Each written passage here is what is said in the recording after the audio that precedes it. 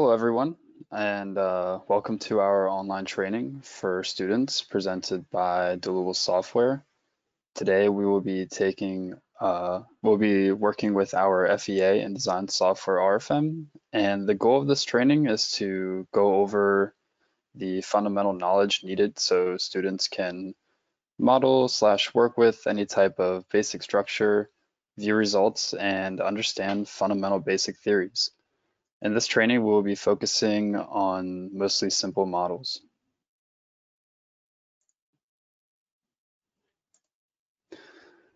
So my name is Alex Bacon, and I will be your trainer for today.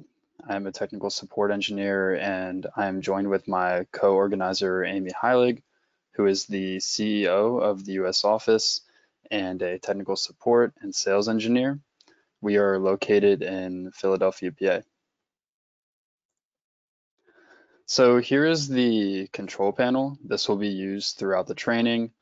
And with this, you can show or hide the panel as well as adjust audio settings.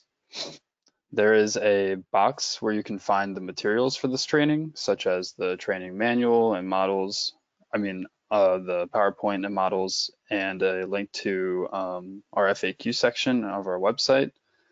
There's also a chat box where you can ask us questions as well. Make sure this is set to organizers only. And this, I would also like to mention this training is intended for you to just listen, but you can model along if you'd like. And I can't stop and help you with any specific modeling issues. But with that said, feel free to stop and ask me questions at any time as I'm modeling about RFEM itself. Also, Amy will interrupt me if she sees any questions in the chat or anything like that. There also will be 2 breaks throughout this training, one at a 5-minute break at 2 p.m. and another 5-minute break at 3 p.m. So about one third and 2/3 throughout the training. So here's the content for today's training. So first, we're going to start off with learning about the principles of FEA, and then I will go into an introduction into RFEM. After that, an introduction example will be done for continuous plates. And then I'll go through a stability analysis or Euler case 1 example. And then that will be followed with a moment frame example. And lastly, we'll end with a concrete model. And then I'll try to leave some time at the end for questions as well. So to start off, we are going to go through the basics of finite element analysis. So basically, computer programs or computer software is based on the displacement method. Another method you may be aware of is the force method, where the unknown is the force, and then you can calculate the internal forces based on this. With the displacement method, the unknown is the displacement of the structure or element that you are modeling. First, you can calculate the displacement vectors using the displacement method, and then the internal forces, and after that, the support reactions.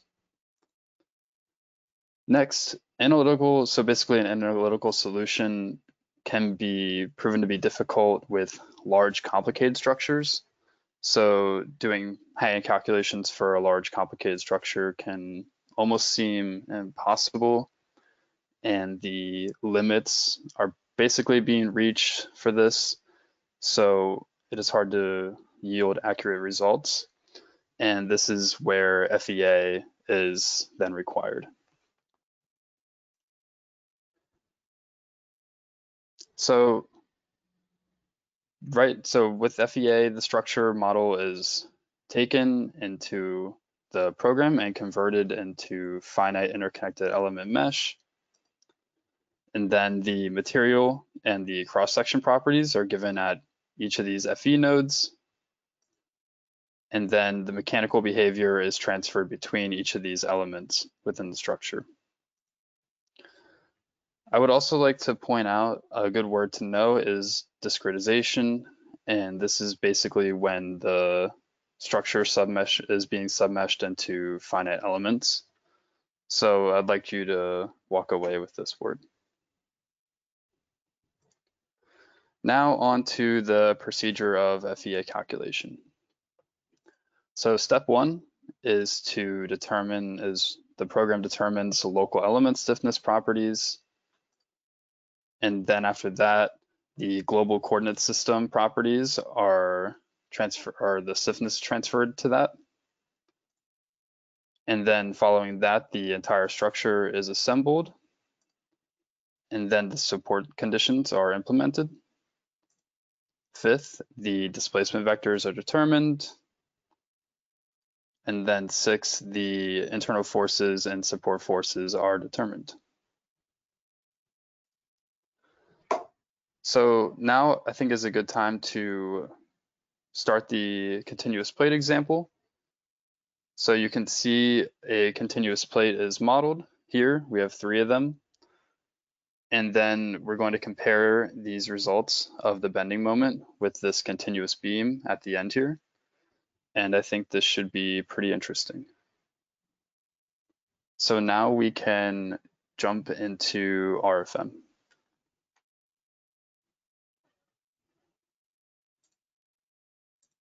I'm just going to pull up RFM.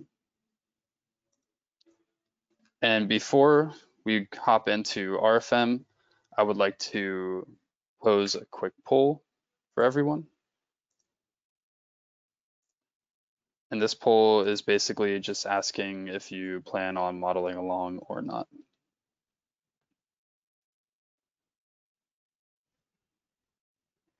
And I'll just wait for everyone to answer, wait for the majority of everyone to answer.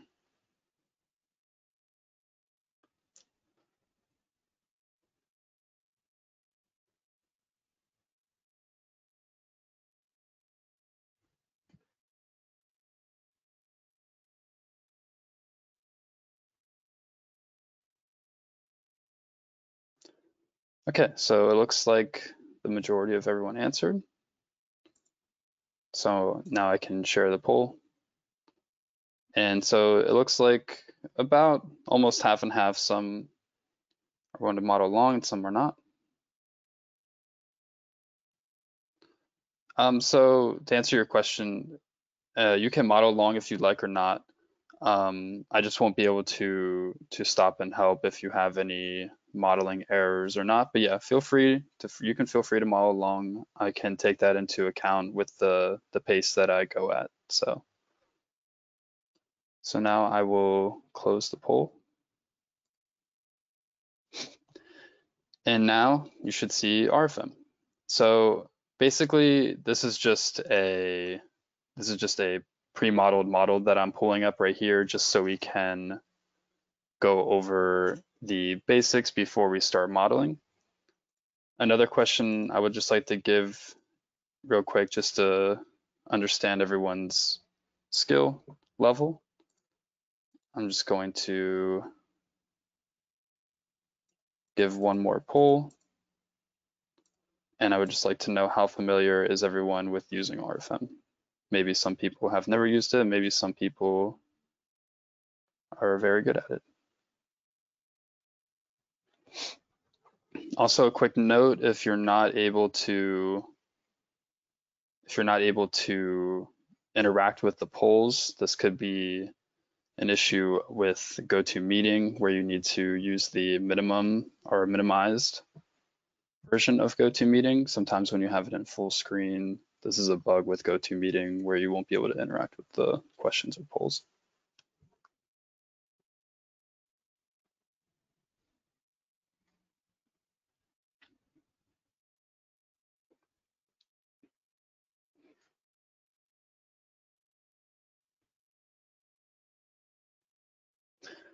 Okay, awesome. Looks like mostly everyone has answered, so I'm going to close the poll. And I can share the results. And it looks like, yeah, between 1 and 3, some people don't know what RFM is, and some people have modeled it in every once in a while but still need help. So awesome. I'm going to hide that. And now we can jump into RFM. So what is RFM? Well, RFM is a structural analysis software capable of analyzing plates, members, and also solids. And after modeling, you can run calculations, and this can give you deformations, stresses, and internal forces can be calculated on 3D structures. So almost anything is possible to be calculated, and this also includes volumes. So now we can go over the UI of this already modeled structure. So on the left-hand side here is very important. This you'll be interacting with, I would say most of the time. Most of the time you'll be within this work window, I would think. But this is what we call our project navigator. And this is where all of the model data is organized into these trees or subfolders. So you can see within these subfolders, I have, for example, my members right here. I have a members folder, and you can see that all of the members within this model are listed here. And you can see that as I click on them, this is synced with the graphical window. So if I need to find a member, I can do that easily over here. And you can see that the cross sections and member type are listed. Next, maybe if you've just downloaded and opened up RFM, I have my tables hidden, but yours by default should be at the bottom here, and you can adjust the size of these windows if you'd like. These windows or this table can be used to, again, view the organized model data of your model, but it can also be used to create and give input data as well. So you can delete and create data within these tables. And you can see model data is one of the first tables. You also have your load cases and combinations, loads in this table, as well as your results. Next, we can move on to the most noticeable thing, which is the work window. So here in the work window, you can view your model, and you can see that I'm moving my model around, and I can do this. If your mouse has a scroll wheel, you can click down on your scroll wheel and you can move your model around in translation. And you can also hold the control key on your keyboard and click the scroll wheel at the same time, and that will allow you to rotate your model. And also the scroll wheel, you can zoom in and out of your model. Another thing to know, or maybe a useful hint, is up here in the options and in the configuration manager, you can change the background of RFM from a white background to a black background if you would like. We also have other backgrounds here from Tekla as well. I'm going to stick with a white background for this example. I'll close out of that. And then the next thing is we have our toolbar up here. So this toolbar consists of lots of buttons, and these are all tools, and they're all organized, as you can see, within their own panel here. So you can move and organize this toolbar how you would like. If you want to keep it as the default, you can right-click anywhere in the blank space of your toolbar, and you can hit or reset to default. We also have the insert menu up here in our menu bar, and this is where you can access model data and create nodes, lines, materials, etc. You can also create loads within this insert menu up here. Now, if we want to change our view within this work window, we can do that up here in this view section of the toolbar. If I want to maybe get a side view of either the XZ plane or the YZ plane, we can do that. We can also look at the Z direction, so we can get a top-down view. And then there's also more options within here, this drop-down menu. and we can view maybe the reverse Z direction if we want to get a bottom view of our structure. We can also set our structure to an isometric view, so we can get a nice clean view of that. And that's also helpful if you need to reset the view of your model. So on the left-hand side here, again, back in our project navigator, we have at the bottom here, under our add-on modules, the list of add-on modules within RFEM. And with the student license, you do have access to all of these add-on modules, which is very nice. These add-on modules are used to design. So RFEM is great for getting the analysis of internal forces and deformations on your structure. But if you want to design something, such as a concrete member or a concrete surface, you need to have these add-on modules. And you don't have to have all of these add-on modules. Let's say you only want to design concrete members and surfaces. You can just simply purchase these add-on modules. But for you guys, they come with the student license. So now we can move on to the tabs down here at the bottom of our project navigator. We have our display tab. So we were in this is the data tab. And under the display tab, here you have lots of customization abilities where you can customize or turn off, turn on anything within the model. So you can see that all these options are organized within these trees, and we can click on the plus to expand these trees. And for example, let's say maybe we want to turn off our members. We can turn off the members and the lines. You have lots of customization within here, and you can go through loads and so on. Next tab is the Views tab. And within the Views tab, you can create visibilities. So let's say maybe you want to view only members by a cross section. So I can go up here to members by cross section, and I can click on these. And let's say I only want to view my 18 by 50 W shape. You can do that easily within this Views tab. And you can see that the visibility is checked on, so I can turn that off. And now I get the whole view of my structure. You can also go up here and you can create or save customized views if you would like, so you can easily access them. Next, we can view results. So I can go up here to my Calculate All button, and this will run a calculation on our structure. Right now, I'm only viewing one load case, and that is the self-weight of the structure right now. So you can see that all my global deformations are being shown right now. I can get an idea of how the structure will handle the self-weight. As you can see on the right-hand side here, we have our panel, and that gives us the corresponding numeric value with each color. And then on the left-hand side here, again, we have our options or data organized in trees.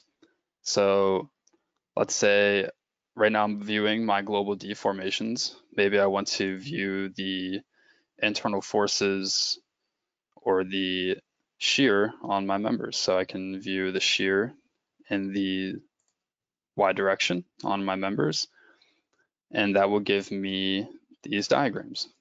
And you can see I can also change the rendering of this model, so I can get a better view of these diagrams if I want. I can change the view to just a wireframe view, and the red diagrams show negative, so these are compression forces, and the blue show positive forces. So those are the ones in tension. I can also view my moments, and I can view my axial forces as well. So basically, that is the overlay or overview of the UI within RFEM. We'll get more in depth in this with the examples coming up. And now I would like to pose a question or a test. So now this test will launch right now.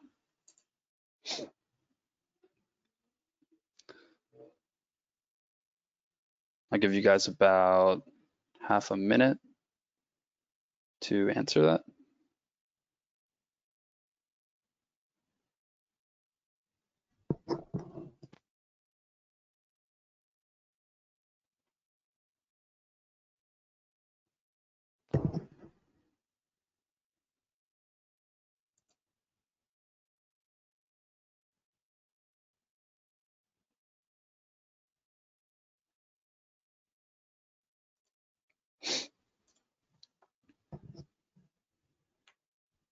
I'll give you about 20 more seconds.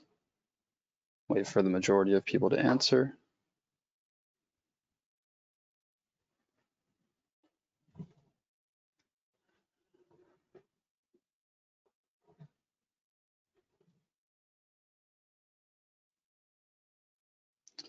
Okay, looks like mostly everyone answered, so I'm going to close the test about right now. And now we can review. I'll share the results. So great, awesome. Looks like everyone pretty much got the answer correct. So the correct answer, or the question was, what is discretization? And the answer is the structure being converted into finite elements. So yep, this is pretty much when a real life structure is modeled and then converted into finite elements. And I'm going to hide the results. And then I just have one more question before we move on to the modeling of the continuous plate.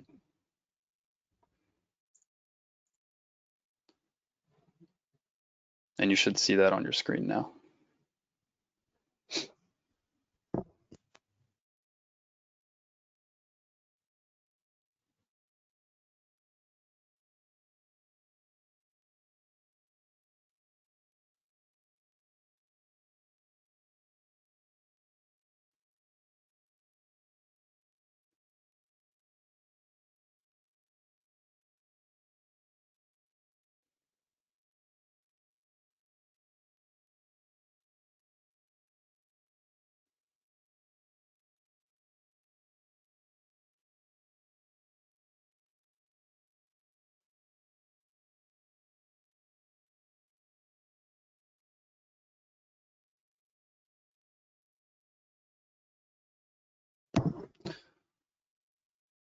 Okay, I'm going to close the test. And now we can review. And awesome, looks like everyone got actually everyone got the correct answer. So the question was, what is RFM? Oops, let me share these results for you guys. Question was, what is RFM? And the correct answer was, it is a 3D FEA program for calculating members, plates, and shells, and also solids. So that's awesome. So now we can move on to the continuous plate example. So I'm going to hide that. And now you should see RFM. And I'm going to, up here, if you don't see your project navigator or the table at the bottom, there's two buttons next to your toolbar here. And you can turn on and off the project navigator. And you can also turn on and off the table at the bottom here. I usually like to have the table turned off just so you have more real estate within your work window here. So now to move on to the continuous plate example.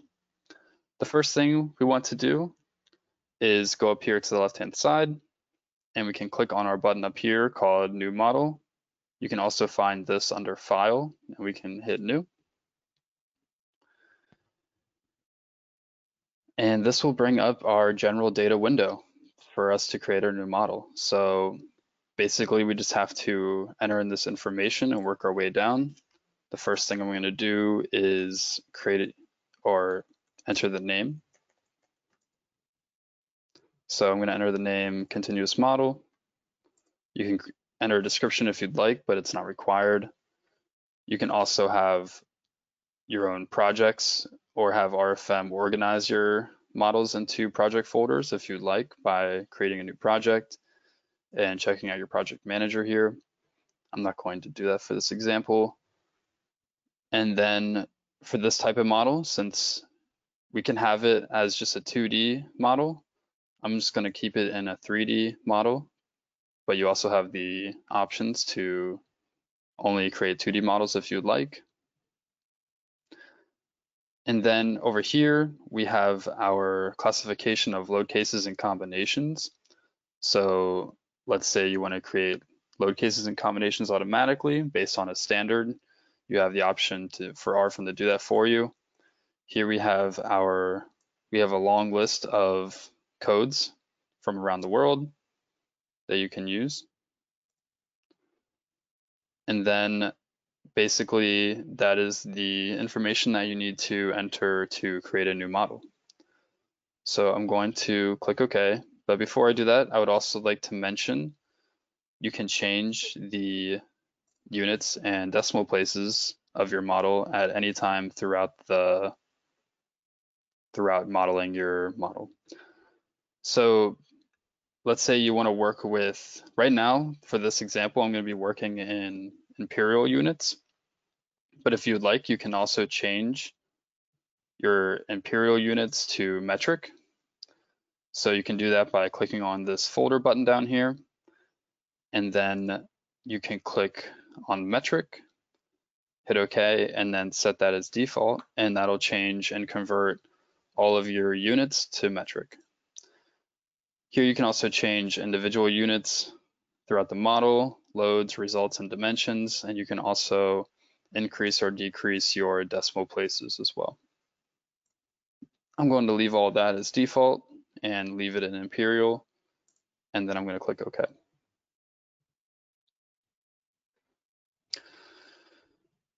So now you can see that we have our blank work window, and this is where we're going to be modeling basically.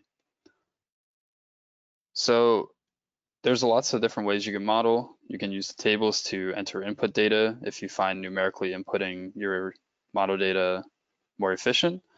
For this example, I'm just going to use the tools we have up in our toolbar up here. And I'm going to go up here to the left-hand side, and I'm going to go to New Single Member. I'm going to click on this button. And this would be the tool to use if you were going to create your I-beam or members. But first we're going to model the continuous plates. So I'm going to exit out of that. And then I'm going to go to this tool called New Rectangular Surface. So here we're going to click on the New Rectangular Surface button. And then now you can see we have our New Rectangular Surface window right here. And this is where you're going to enter the data needed to create the surface. So first, you can see we have our surface number right here. And then we also have our material. Right now, by default, this is set to steel. And I want to make this surface a concrete surface.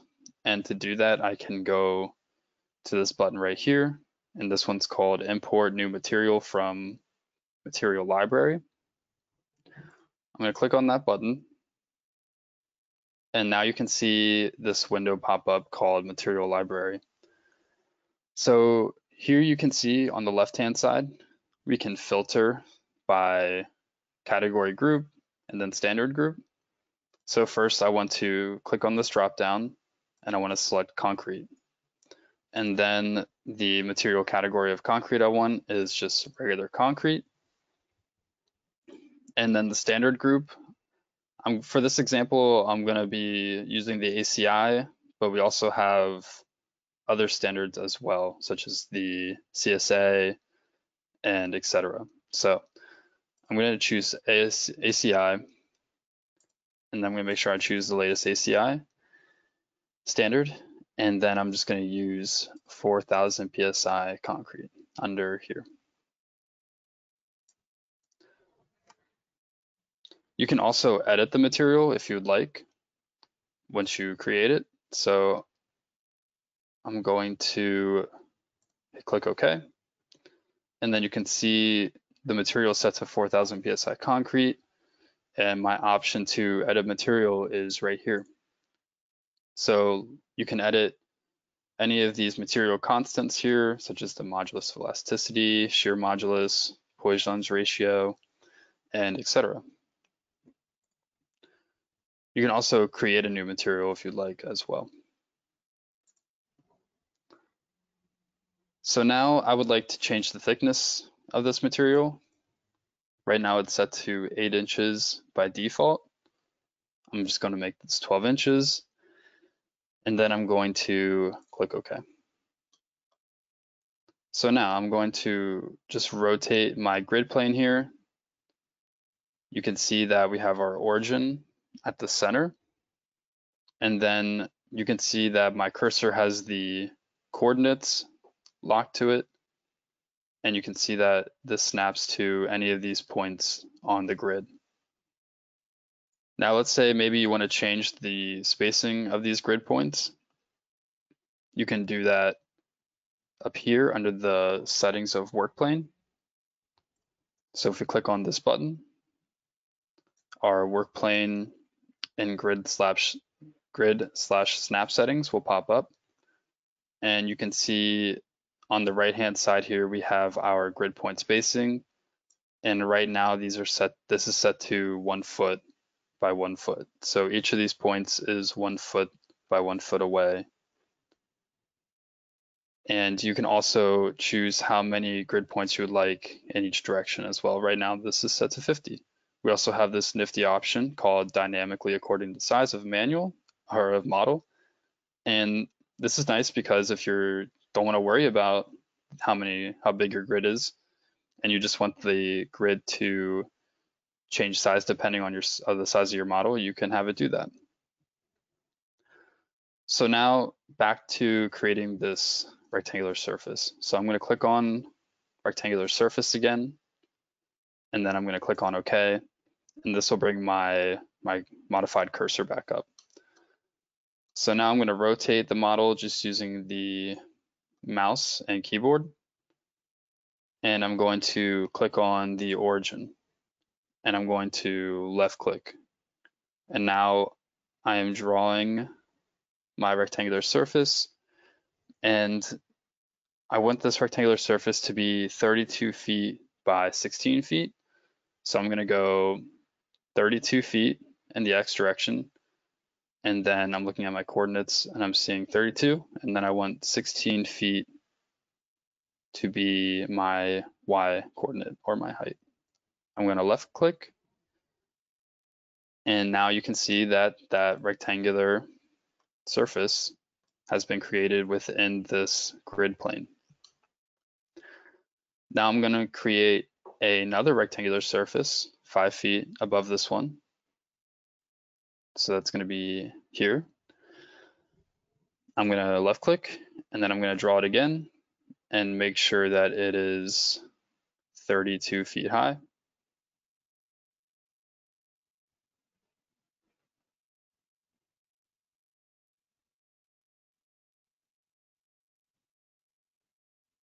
So that will be right about here. And that looks too high. So what we can do is highlight, double click on the node. I can change this from 44 feet to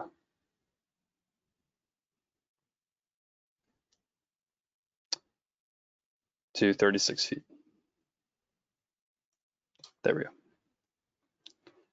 So now that our second plate has been created, we can, instead of having to recreate this plate, we can just simply select the whole plate and we can copy and paste our plate. So I'm going to select this plate, and we have a feature called move and copy. So what I can do is I can right click on this plate, and then I can go up here to my move and copy tool. I can also go up here to the move and copy tool in the toolbar. You have to make sure that you have your element highlighted. This is also a good time to mention highlighting things. So highlighting something from left to right is different from highlighting something from right to left. So if you highlight from left to right, this will only select elements within this window. But if you highlight from right to left, it'll select any element that touches the window. So I'm going to highlight this plate. I'm going to go up here to my move and copy tool, and I want to make just one copy of this plate, and I want to move it in the Y direction. I can enter the coordinates where I want this plate to go, or I can also use this button to create a displacement vector graphically. So I'm going to click on the corner here of my plate, and I want it to be 5 feet above this plate. So 2, 3, 4, 5. It's going to go right here. So now that my vector is created, it's going to move it 41 feet in the Y direction, make one copy. I'll click OK. And now you can see that the plate has moved 41 feet in the Y direction, and it's 5 feet above the second plate. So now I want to make all these three plates, and I want the center of all of them to be on our origin. So I'm going to highlight, and then I'm going to click. I want this corner, this left-hand corner of this plate to be on the origin. So I'm going to click on that, and then I'm going to move it down by just left-clicking and dragging. And that's an easy way to highlight and move things within RFEM. It's just highlighting and clicking and dragging. Now we can create the continuous beam, or AKA create the new member. So up here, this button I showed earlier, we can click on new single member. And you can see that now our new single member window has popped up. And again, this looks pretty familiar to the rectangular surface. We have our member number here. And then down here, we have our cross-section section. And this is where I'm going to create my cross-section. So right now there's no cross-section defined. So I'm going to go here to import from cross-section library.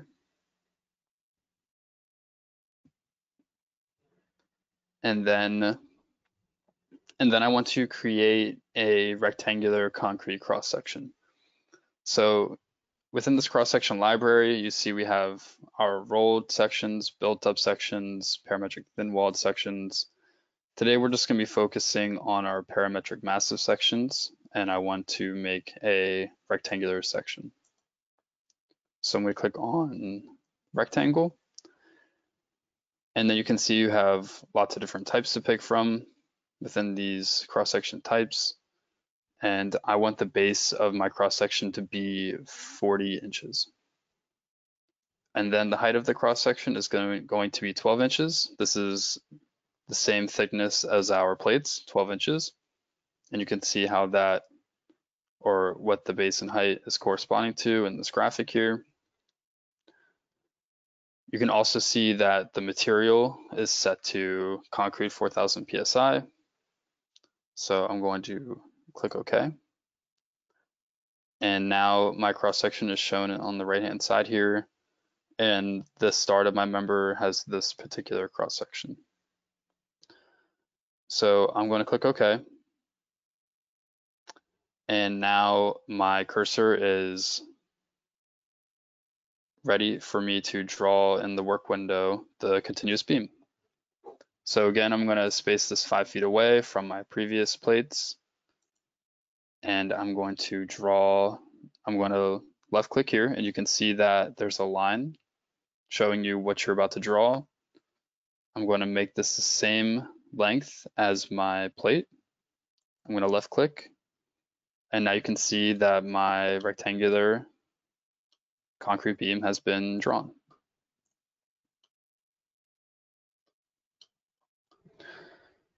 Now we can go through, and I want to add a line or a continuous support down the middle of these plates, and I want to add a support to this beam. So let's say I want to divide these lines here. Right now they're continuous lines, and I want to divide them and add a node in the middle of them so I can draw a line down the middle. And an easy way to do that is just to right click on the line. So basically you can right click anywhere within this work window, and you can see you have a list of tools that are easily accessible. These are the tools that you'll mostly use. You can also turn off and on some other options in this menu. And let's say you want to edit an element, you can right click on that element and you'll get different tools based on the element you have clicked on. You can also edit the surface or delete the surface within this menu. So down here, I'm going to start with this line. I'm going to right click on this one line. And then I'm going to go up here to divide line. And you can see under divide line, we have 3 different options for dividing a line. The first option I will show is how to divide a line by distance. So I basically just want to create a node at the middle of this line. And to do that, I want to set the line start at 50% and the line end at 50%. And I'll click OK. So now you can see that this node has been created and the line was split at the middle. If you're wondering the orientation of the line and you're not sure what the start or end of the line is, you can see that when I hover my mouse over the line, there's an arrow here, and that'll show you the member start and member end of the line. So now I can do this for the rest of my lines. I'm going to right click on this line, and I can also do this by going to N intermediate nodes, and I can set this N intermediate nodes to 1. So this will just equally space out depending on how many number of nodes you want to place on your line. So if I just create 1, it'll divide the line and create this node in the middle here. And then the third option for dividing a line is by doing it graphically. So once I do that, you can see here that the coordinate pops up next to my cursor, and you can see I can just place that node anywhere I want on the line, and I can click and divide the line. And then I can right click anywhere in the space, and that will cancel out of that tool. So now I'm going to do that for the rest of my lines. So I'm going to right click, divide line, distance. And let's say, and instead of having to do this for each individual line, I can go up here to the select lines button, and I can select the rest of these lines, and I can hit OK and divide all of those as well. So now we have nodes at the middle of our lines for each of our plate. And now I'm going to do the same thing. I'm going to divide this member. And again, we have the same options. I'm going to do this by distance, and I'm going to make the node at 50% of the member. So now our member is divided as well with a node there. Now I would like to draw a line connecting these 2 nodes. And this is where our line support is going to go, supporting the midspan of these plates. So now I can go up here, and there's a tool next to the new single member tool called New Line. And I'm going to click on that. And now I can draw just a line connecting these 2 nodes. When you draw a line, make sure you right click outside of it to cancel out drawing the line continuously. I'm going to connect these two nodes here. And now that those nodes have been connected, we can simply add our line supports in as well. I did want to show you also another great option is if you Control Z, you can undo things. And I can also, instead of having to draw the rest of these lines, I can simply hold Control and then left click and drag, and that will make a copy of anything that was highlighted. So I'll highlight a line, Control, left click and drag, and that will create a copy.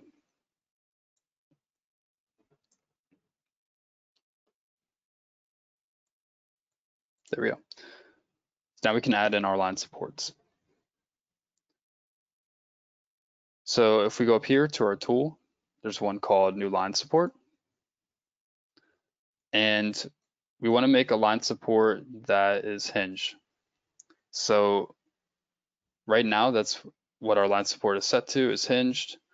And maybe let's say I want to create a different line support. I can do that by clicking on this button.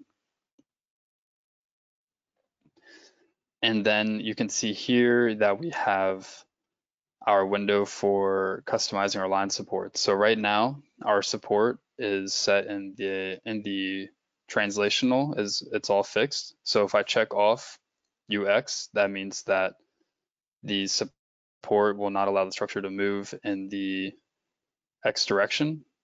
But if I uncheck it, then that will unlock that direction.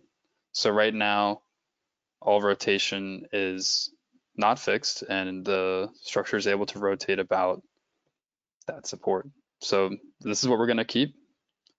I'm going to click OK again. And now we can apply this line support to all of our midspan lines here. So now you can see this green line along with our green line supports is added. I also wanted to add the support to the edges of our plates. So to do that, I'm going to hold Control, click, and I'm going to add, I'm going to add those line supports to the ends of our plates as well.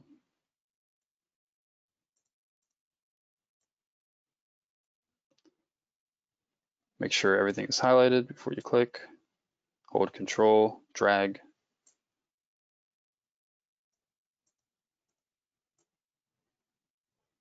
Now we can add those supports to our outside lines as well.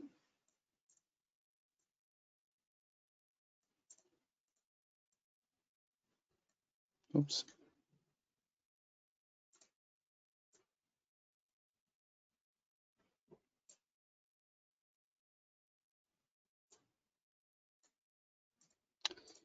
This one doesn't seem to want to go.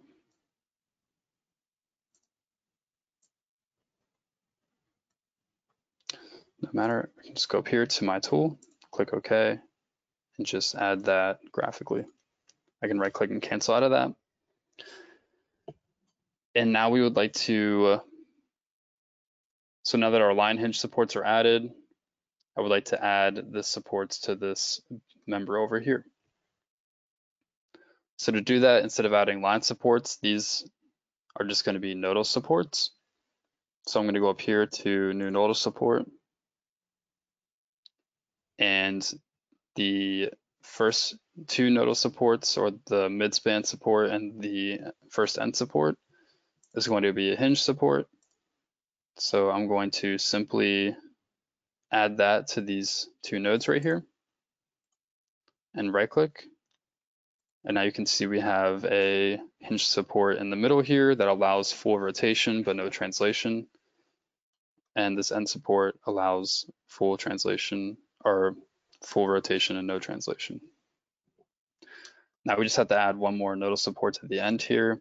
This one's a little bit different. This one is going to be, I'm going to create a new nodal support for this one.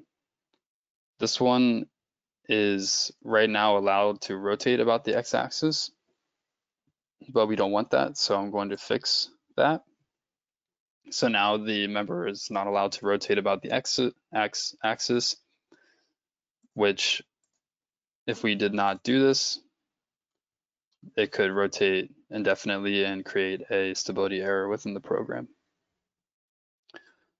So now that we have our supports defined and all of our model data entered almost, we can now focus on adding the loads to these different elements.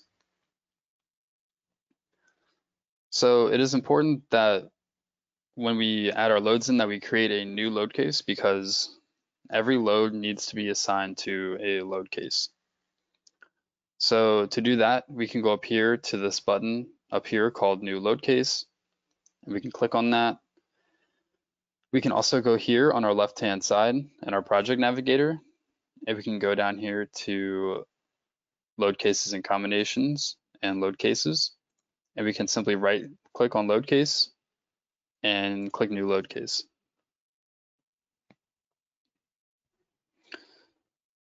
So now you can see that the Edit Load Cases and Combinations window pops up, and we are under our Load Cases tab here, and the program has created a new load case for us. So this load case, I'm just going to call test and dead load. And I'm also going to put in here that the self weight of the structure is off. So right now that's the title, and the action category of this load case is dead. And you can see that for dead loads, the self weight of the structure is automatically taken into account. For this example, I'm going to turn that off, and I'm going to click OK. So now our load case is created, and you can see that up here in our drop-down window, we have one load case. And now I can apply the loads to the surfaces. So now I'm going to go up here to this tool called New Surface Load. And the load type is going to be a force, and the load distribution is going to be uniform. You can see we have other options here, but for this example, we are going to stick with these two. And then I want this force to be applied in the global related true area. So this is all good. We don't have to change any of this. And now down here is where we're going to enter our magnitude. So the magnitude that's going to be applied to these plates is going to be 210 pounds per square inch. Again, if you're using metric, you can change the units down here to metric, and you can switch between imperial and metric at any time, and everything will be converted automatically. I'm going to click OK because everything in here is good. And I'm going to click on each one of these plates. And you can see after I'm done clicking on them that our load is being pushed from the bottom up. And this is fine, but for this example, I would like these loads to be applied to the top of the plate. So I'm going to control click on each one, double click, and double clicking on anything allows you to edit elements within the program. So I can easily switch the orientation of these by applying a negative sign to my magnitude. And now you can see that my loads have been flipped upside down or right side up, and now they're applied to the top of our plates. So rotating the structure, you can see that our loads are applied to each plate, and we need to add a load to our continuous beam here. I can also increase the size of these nodes. There we go. And now I can add in a member load. So to create a new member load, this is up here in this toolbar next to new surface load. And I'm going to click on new member load. So also another thing to keep in mind is we have a tool for member loads and a tool for line loads. So just remember that you should use member loads for members and you should only use line loads for lines. Line loads are basically if you wanted to apply loads to only the perimeter of these plates or to these lines. And then member loads are for members or beams and columns. So this member load window looks basically similar to the plate load window. And under the load type, we have force, which we're going to keep the same. And then we have a uniform load distribution. We're also going to keep that the same. And this load is going to be applied in the global related to true member length Z direction. So all this by default looks good. The only thing we need to change is the load parameters. So again, we're just going to make this load simply 210 pounds per foot. We'll click OK. And now we can apply this to our member. I'm going to right click anywhere to get rid of that tool. And now the load of our structure or of our individual elements here, all of the loadings applied that we need to for this example. Another thing to keep in mind for your structure is the FE mesh or maybe the FE mesh settings. So normally you don't have to fool with this before you look at your results. But for this example, I would like to show you what having different sized FE mesh looks like. So this first plate here, we're going to have a larger FE mesh. I just noticed here that my line supports are a little messed up here. I'm just going to delete this. And I'm going to add in extra line support at the end here. Right click, there we go. So normally, if you go up here to calculate, and then over here we have our FE mesh settings, you can change the size of the FE mesh right here under general, and this is for the target length of the finite elements. Right now, the size of that is set to 1 foot. So that is the FE mesh that's going to be applied to the whole entire structure. But let's say we want to change the FE mesh of an individual element. We can do this, and I'm going to do this solely just for this example, just to show you what the results, how the results differ for a larger FE mesh compared to a smaller FE mesh. So what I'm going to do is double click on this plate, and this will bring up the edit surface window here. This is nice because if I wanted to change maybe the thickness or material of the plate, I can do that very quickly. And I'm going to go up here to my FE mesh tab, and then I'm going to go to FE mesh refinement, and I'm going to click available. So that will bring up, or that will create a new FE mesh for this whole entire surface.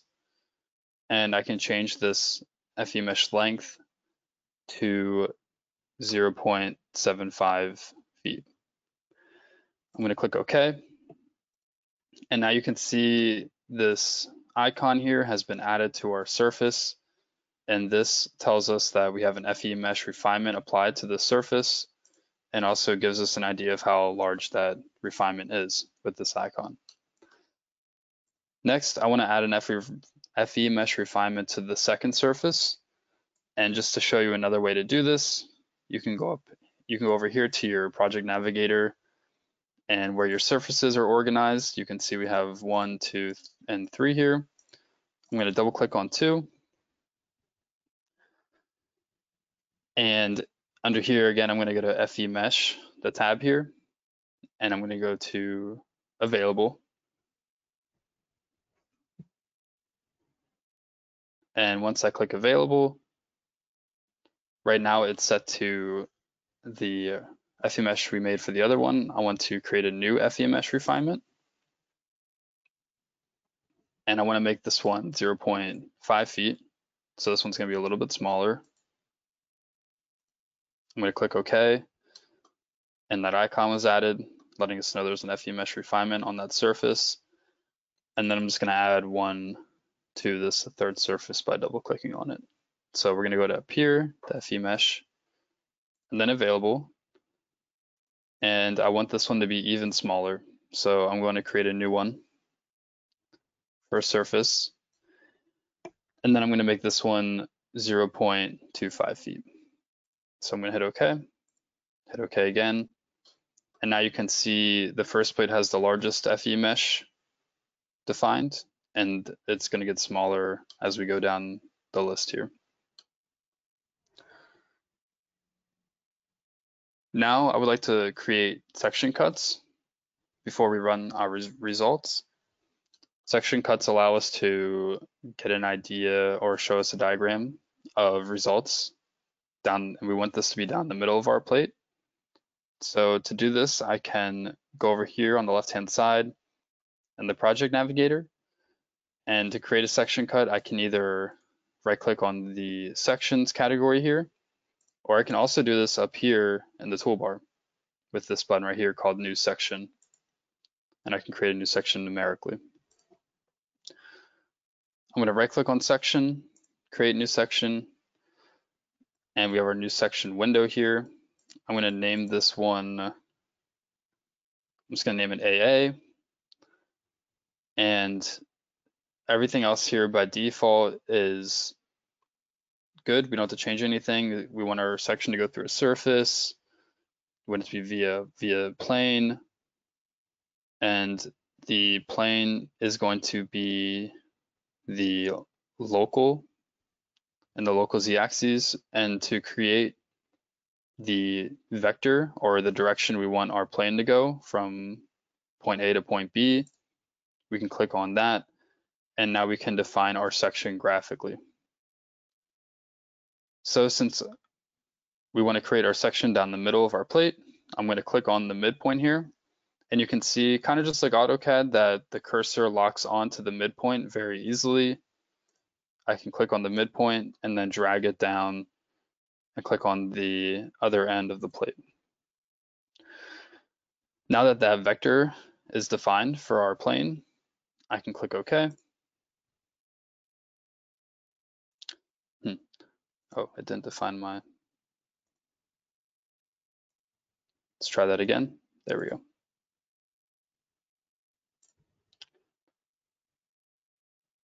Let's try creating this one more time.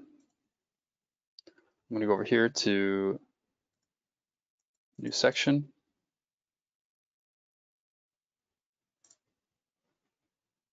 Create my plane vector.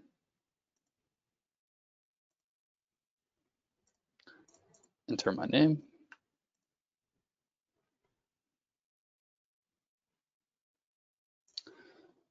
So let's try this on a different plate. I'm going to enter my section name. Then I'm going to draw my section vector. And it's telling me that the line, beginning, and end nodes are identical.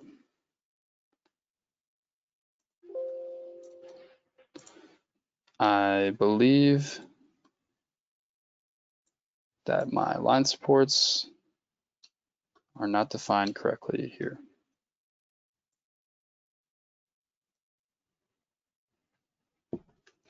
So I'm going to delete that. And I'm just going to define my line supports again. And also check to make sure that these are defined correctly and I don't have multiple line supports on top of one another.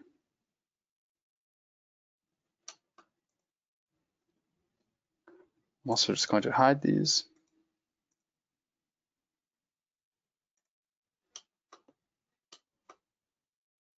And now I'm going to create the section cut again.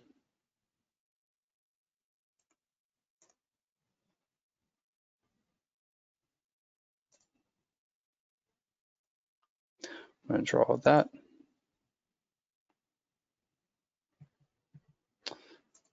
And then I'm going to draw my vector, enter the name. Okay. One more time. It'll be created. So we have our section name, vector, click OK, and now we have our section created. So now I can turn my line supports back on under the display tab. And now our first section here is created on our first plate. So now that our line supports are defined correctly, we have our first section cut. And let's say I want to create, oh, yep, yeah, I can show you that one more time. Okay, so yeah, the section, yep. So basically the section, if you want to create a section cut, you can do that by going over here to the section category, and you can click on new section. And I'll just go over it one more time just to make sure it's clear. So the section name, you can enter up here. It's going to be via plane. And the vector, you don't have to worry about. You want to make sure that you set your first edge point and your second edge point. So point A and point B. And you want to click this button right here. You can define these coordinates here if you'd like, but you can just click this button here to do it graphically. And with your cursor, you can click your point A, and then you can click your point B. And once you do that, you can hit OK. And it's just telling me that the section name is already created. So I just need to make that unique. I'll click OK. And now our section cut is created.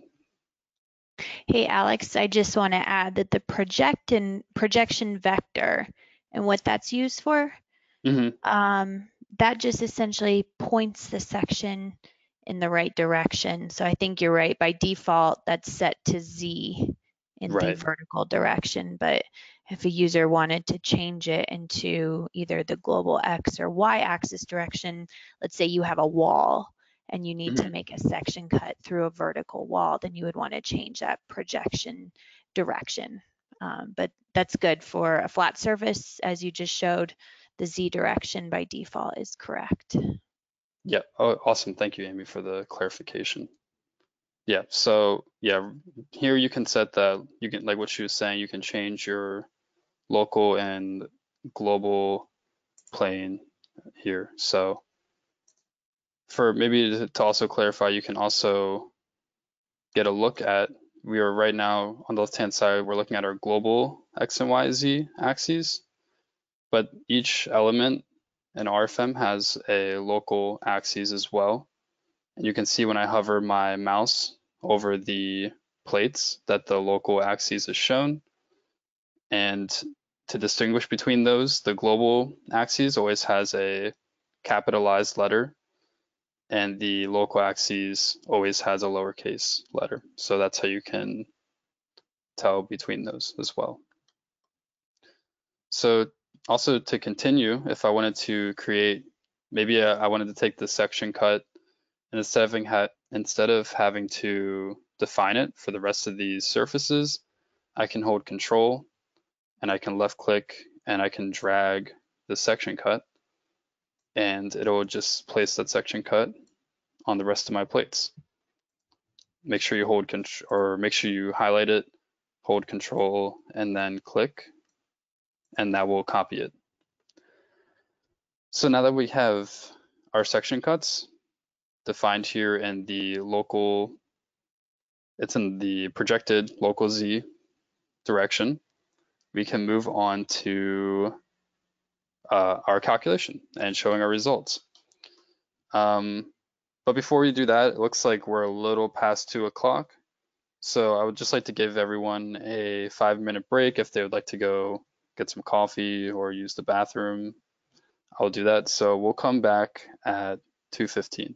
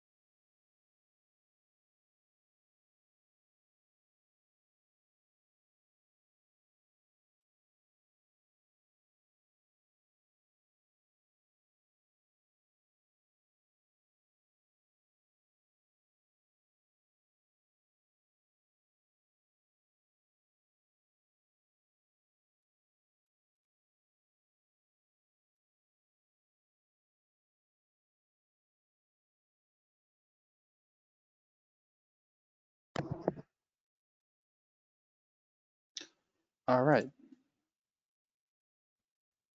So it's 2:16, so we'll start back up.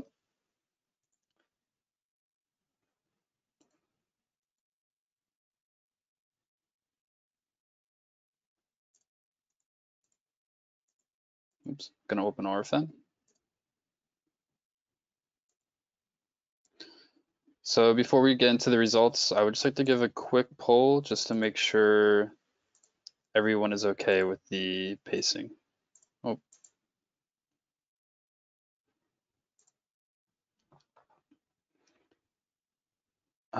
Looks like Julian has a question, maybe?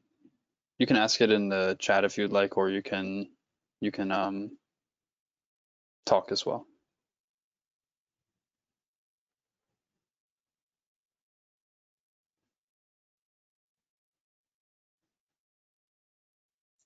I'm also just going to launch this poll real quick just to make sure the pacing is okay. So I'm going to launch this.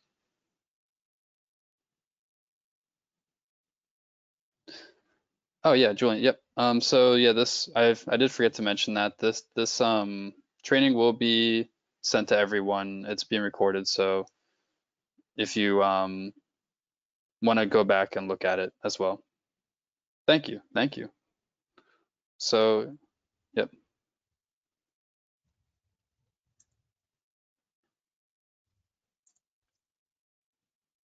Okay, awesome. Looks like everyone answered.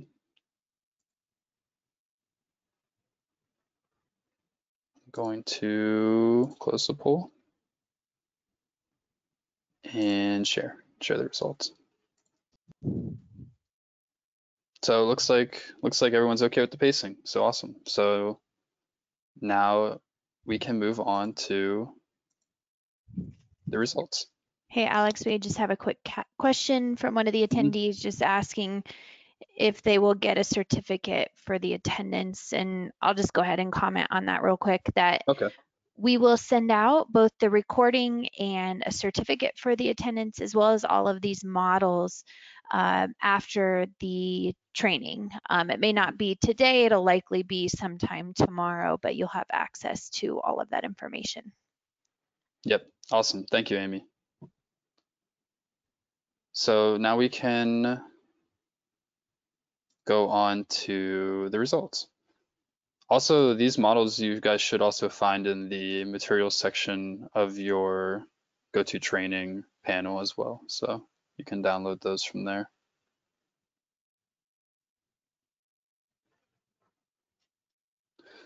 So now that we have everything from last time modeled, we have all of our model data, we have our section cuts. Let's say you want to see your loads again. I did forget to mention that up here. There's a button called Show Loads. So if you're not seeing the loads on your model, make sure this button is clicked. And I usually just keep it unclicked just to have a cleaner look. And then up here, we can click on this button if we just want to see the results for our selected load case.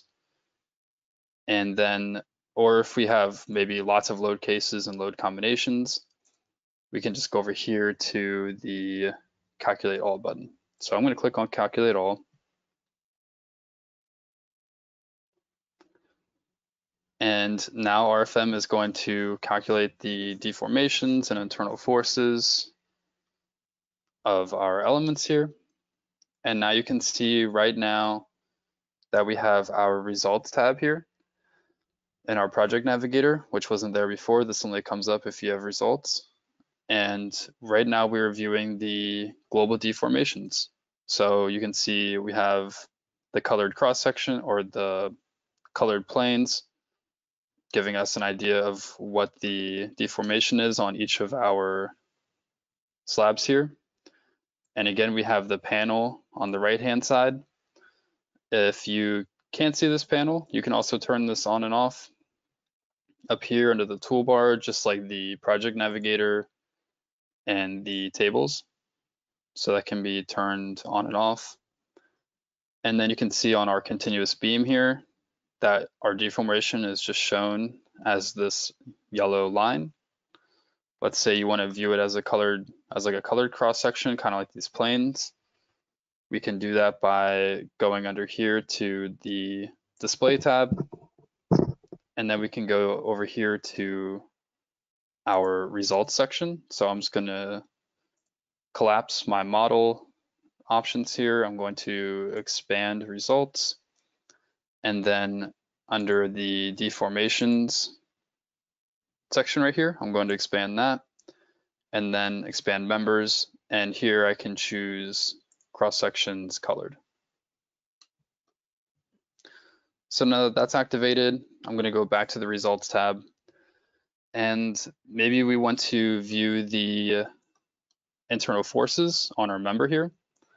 We can turn off global deformations, uncheck that, and I'm going to expand members here, turn on members or results for the members, and maybe I want to view the moment about the y-axis. I can turn that on under internal forces, and now we get this moment diagram. Moment diagram that is illustrated on our beam. And you can see that, again, blue is tension forces, and then we have our peak here, which is our compression forces. And then we can also go in and view the internal forces of our plates here. So I can turn those on simultaneously. I can go over here to my surfaces category here. I can check that off. And right now we are viewing the basic internal forces, mx, of our plates.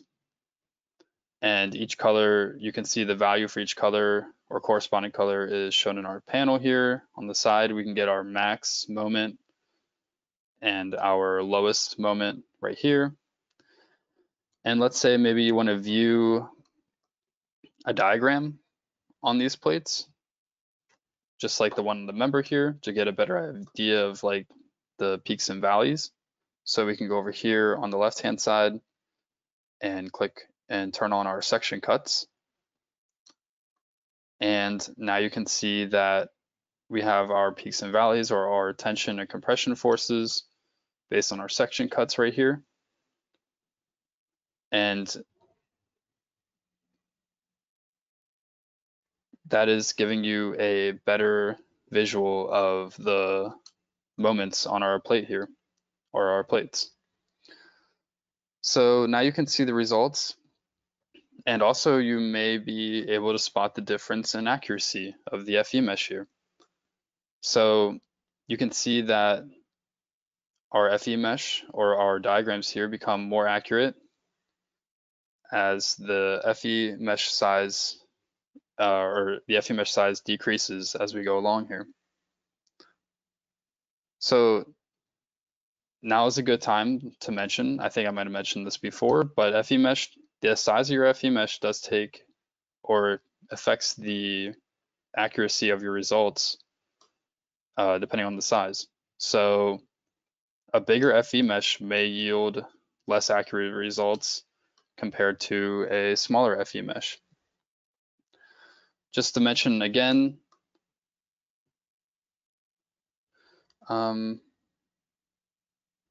looks like there was a question. Yeah, so we have a attendee asking, I have trouble in viewing the BMD of a continuous beam. It shows the contour. Can you change the size and display result numbers? Oh, that's a separate question from Julian. I'm not familiar with what BMD is. So if you want to clarify what that question is, we can go ahead and, oh, moment diagram. So it looks like he's having trouble viewing the moment diagram of the continuous beam. It just shows a contour. I think maybe, Alex, it has to do with how the results are being displayed for members. Do you know how you can orient, or sorry, you can change the view of members from a diagram to a colored cross section under your results diagram? Maybe you could explain that, and then we'll get into the second question. Okay, yeah, so basically you can go under the display tab, and then under results, you can go instead of under deformations here, you would have to go under members. And under members, so just to clarify again, results, members, we have options here. So right now I have it set to 2 colored. And you can also change this to colored with diagram. Maybe yours is set to just this, just giving you colors to show you the results on the continuous beam. So if you want to see this moment diagram, then that would have to be checked on. Yeah, and if there are still questions with that, maybe we didn't address it, feel free to, email us after the model or after the training and send us the model that we can take a look. And then to get into the second question, can you change the size of the display result numbers? Yeah, so if you're talking about these individual values here, you can change basically the size of any of these fonts. So to do that, I would think the easiest way is just to click on the member and you can right click on it. And then you can go down here to display properties. And within this displays properties window, you can change a lot of different, you can customize a lot of different things within here. Right now we'll just customize the fonts. So we'll go to fonts and then we'll go to results. And then within here, internal forces of members. And then once this comes up, there's a button down here called set font. And then once this is open, you'll have your size window here. And I'm just going to click on this and enter, I'm just going to enter 11. I'll click OK.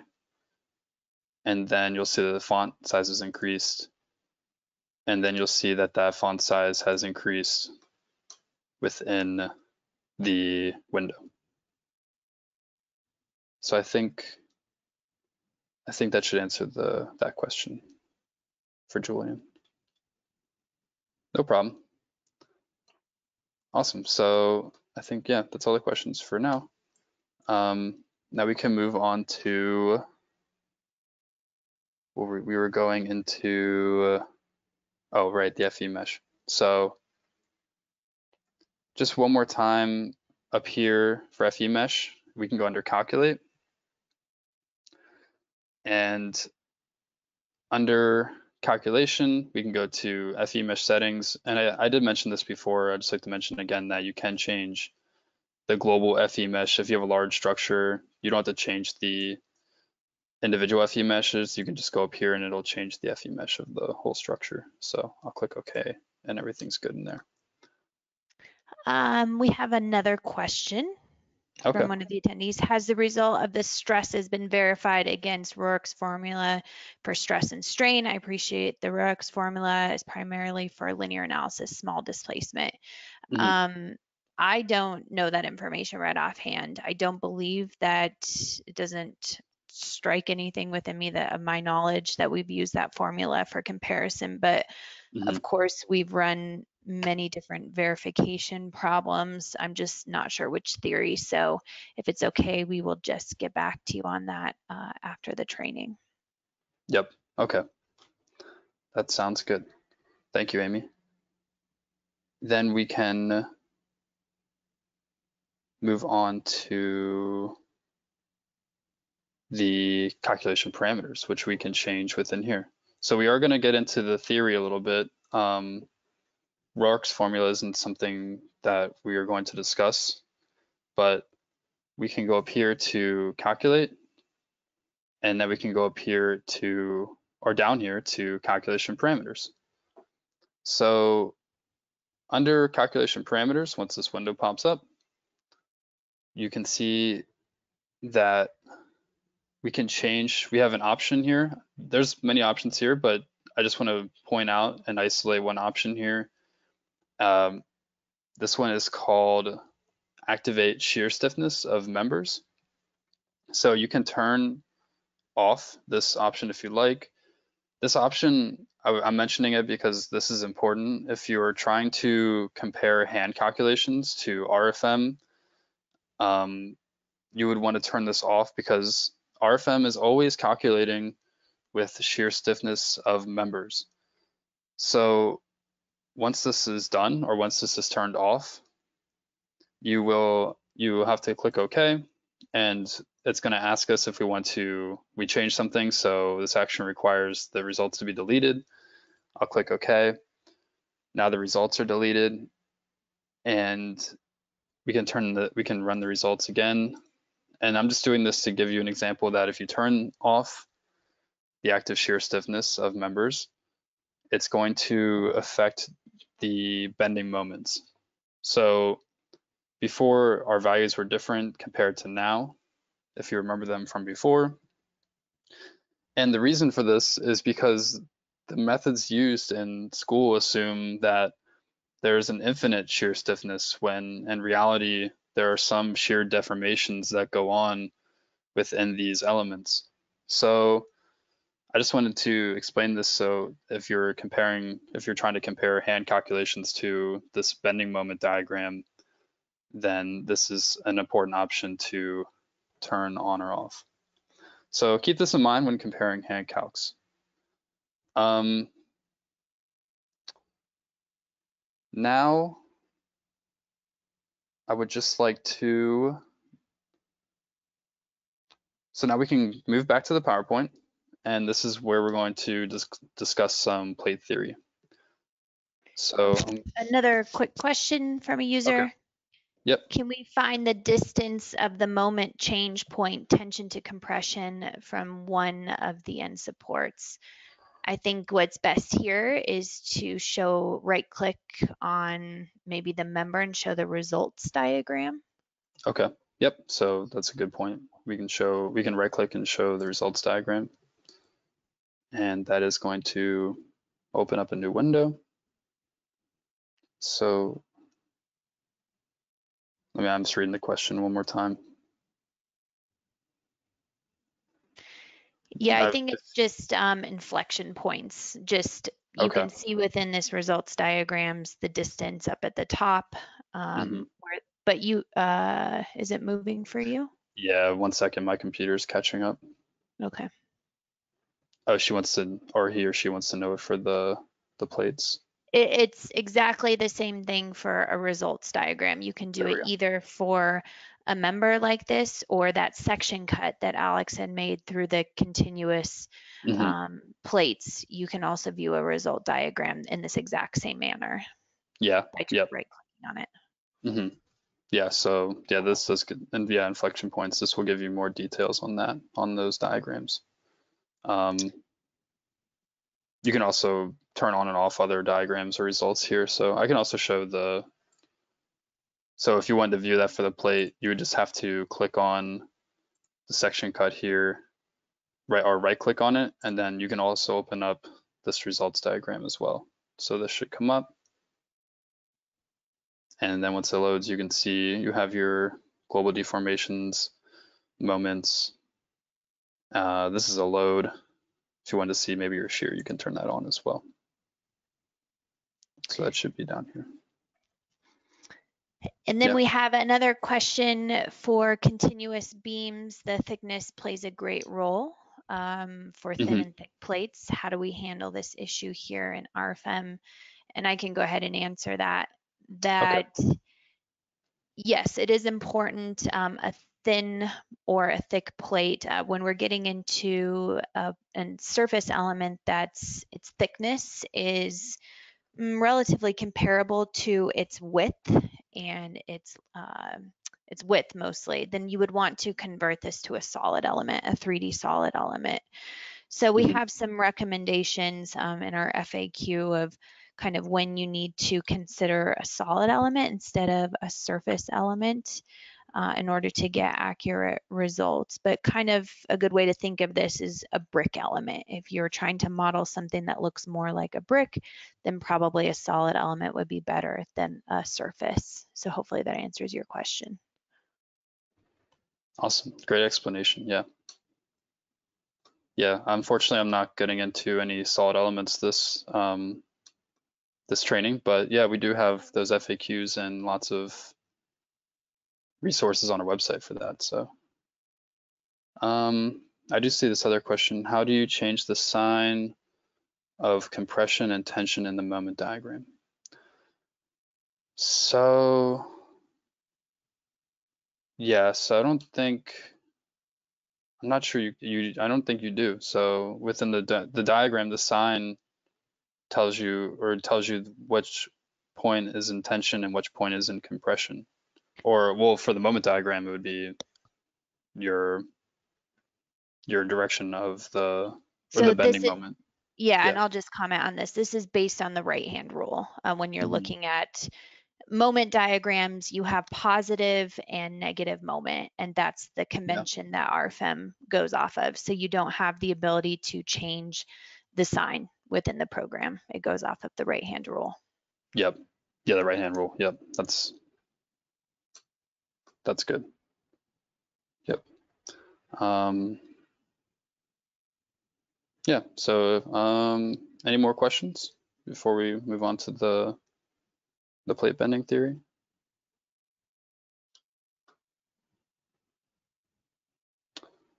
Awesome. If if you don't have any right now as well, you can save them for the end as well. So, um, I'm going to go up here and I'm going to change. We're going to go back to the presentation and we can get into, sorry, one second. So now we can get into some plate theory for RFEM. So this is an analogy for beam elements. And so one of the theories for beam elements is Bernoulli's theory. And another theory is the Timoshenko theory. So for Bernoulli's, these are the two assumptions we make. We assume that the cross sections remain in plane and perpendicular to the member axes.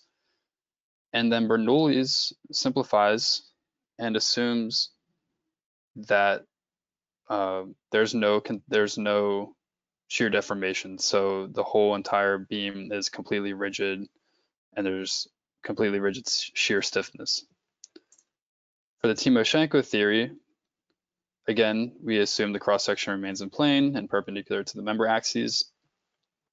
But for Timoshenko, we assume that there are shear deformations that are being taken into consideration and the whole member is not completely rigid. So to show a good example of this, I have a graphic. And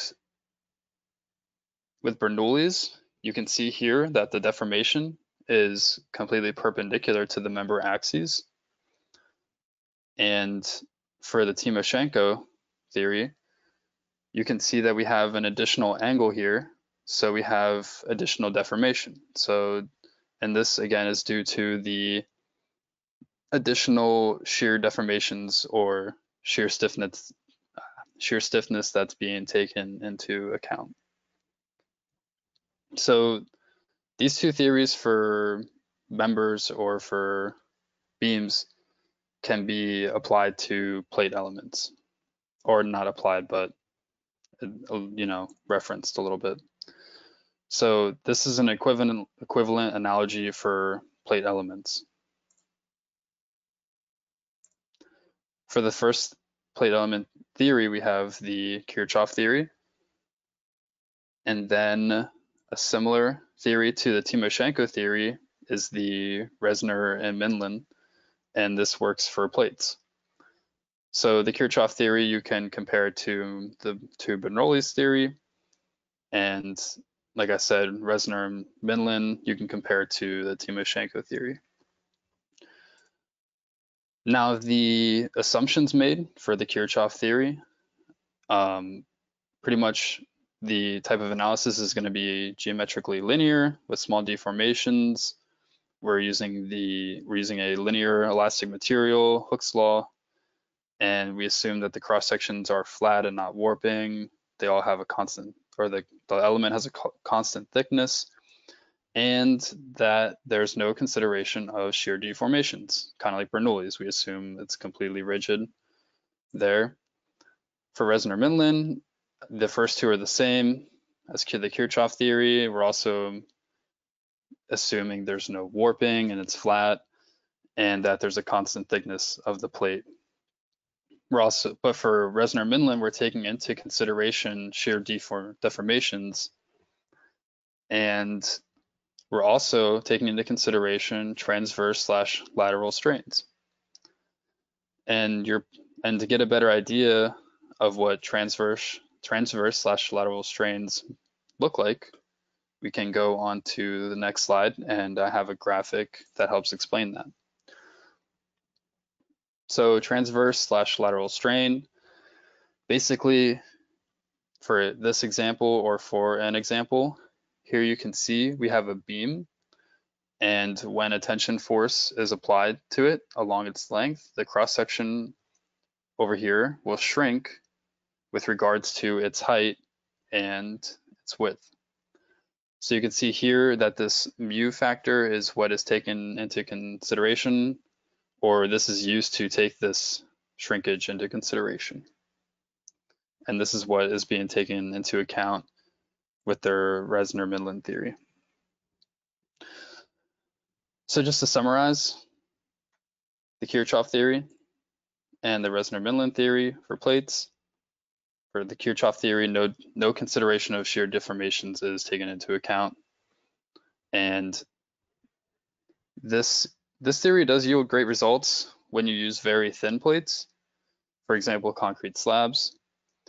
And you have to keep in mind that this only considers pure bending, loading bearing capacity, and this is just overall more of a simplified approach. For Resner-Mindlin theory, shear deformations are considered. This theory is great for thick and thin plates. The shear influence component is relatively high for this one, and there is a significant error when neglecting shear force.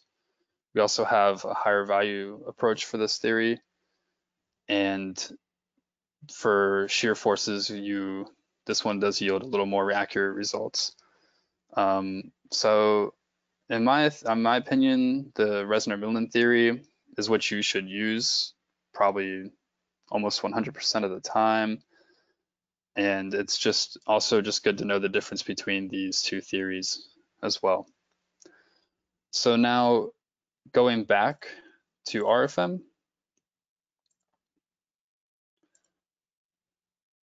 we can look at our calculation parameters again by going to calculate and calculation parameters. And you will see that under global calculation parameters, we have down here plate bending theory, and you can switch between the Mindlin theory and the Kirchhoff theory. So right now, let's take a look at the results, and we can see how those change depending on which theory we have activated. So let's take a look at shear. Right now I'm under surfaces, and I'm taking a look at my shear diagrams through my section cuts on my plates. And we got round 2 here, round 2 here. That's kind of consistent throughout these, even with the FE mesh change. So let's say I go up to calculate, and I go into calculation parameters. And that window will pop up, and I can change from the Mindlin theory, which is by default, to Kirchhoff. I'll click OK. I'll hit yes. It'll clear my results because I changed the parameter. I'll hit calculate all. And our results should change, probably not significantly, but very slightly. So yeah, so before it was around 2, so now our shear is a little bit higher now at 2.1. And you can see that those results have changed slightly. So I'm going to go back and I'm going to change that back to the Midland theory. And while I do that, I do have a question for you guys. So that should come up, whoops, right now.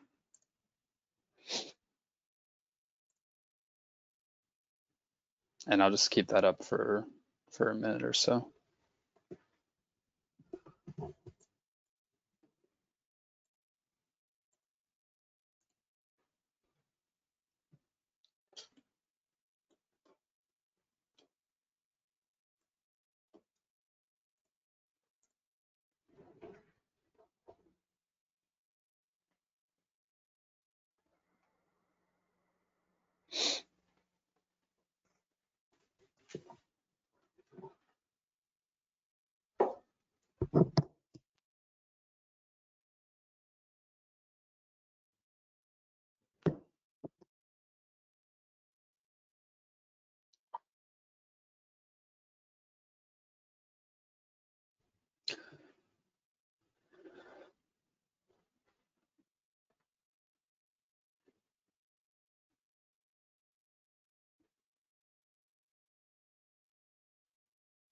So it looks like the majority of everyone submitted. So I'm going to close the test. And now we can review the results. So it looks like the average score is about 60%. So we'll just go over the question. What happens if the shear stiffness is activated? And the correct answer is shear deformations are considered. So with shear stiffness being activated, this pretty much is saying that the shear stiffness is not completely rigid and it's going to change depending on the deformation. And this is what happens in reality with structures in real life. This is compared to having it off, which would assume a completely rigid shear stiffness. So I'm going to hide the results. And then I just have a second question before we move on to the Euler case 1 example frame.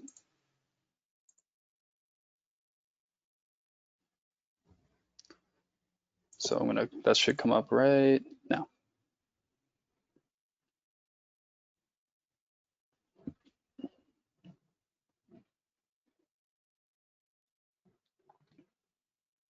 Now I'll just give you guys around a minute for that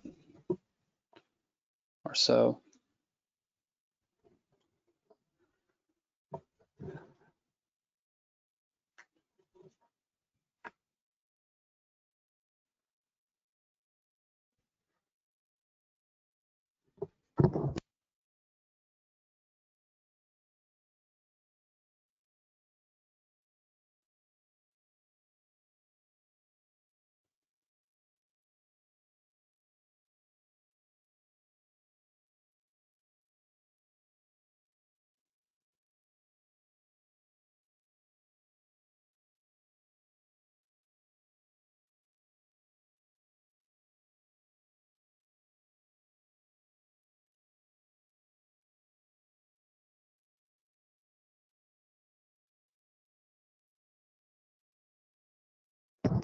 All right, so it looks like the majority answered. I'm going to close the test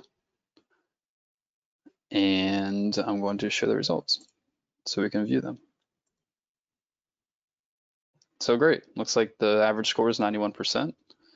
The question was, the plate Kirchhoff theory considers no shear deformation, and that answer is true. So I'm going to hide the results and close that window. It looks like there's a question from, so I would like to know how the cross section of members will affect the result, because we were turning off the self weight, for example, in this example. Oh, yeah. So for this example, I do have the self weight of the structure turned off. So if I had this turned on, I think the question is if this cross section was larger, then I would have a larger bending moment because of the weight of the beam. So the weight of the beam or the self weight is superimposed with the loads that you apply to it. So if I had self weight turned on, you could visualize that as a uniform load applied to this member on top of this load that I applied. So the shear and bending moments would be higher. I think that answers your question.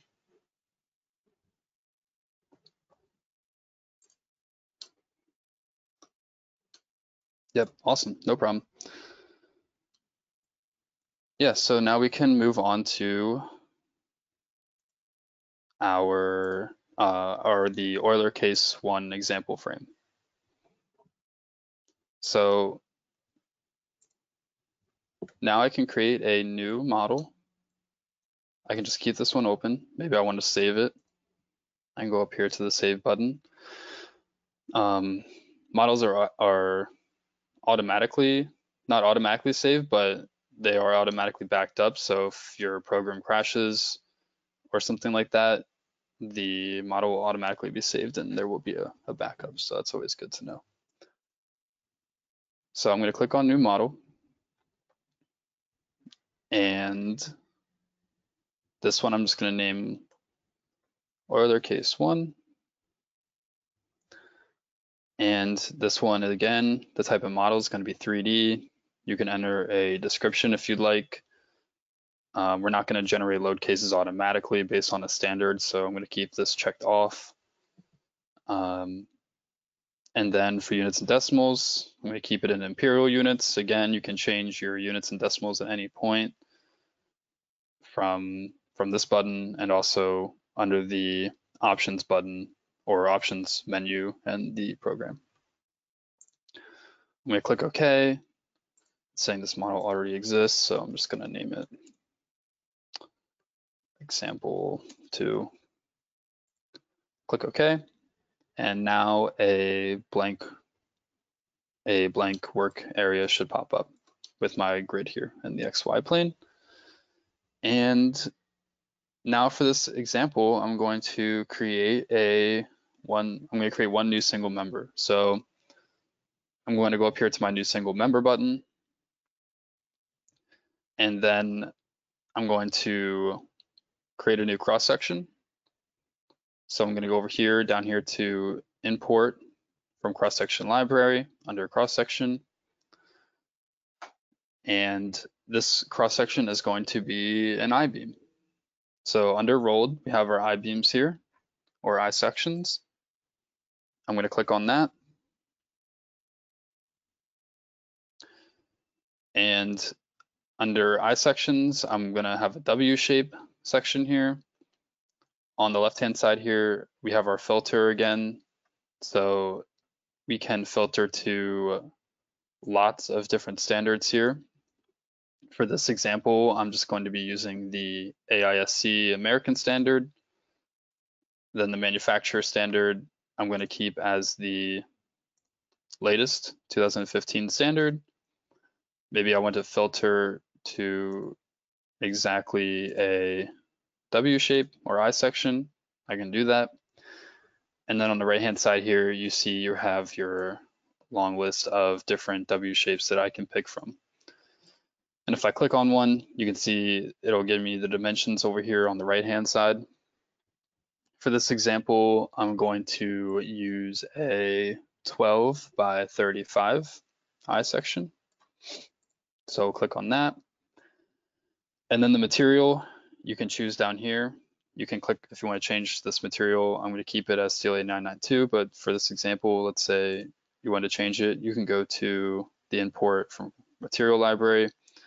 And this should look familiar from the last example. You can filter to metal and then category and standard group as well.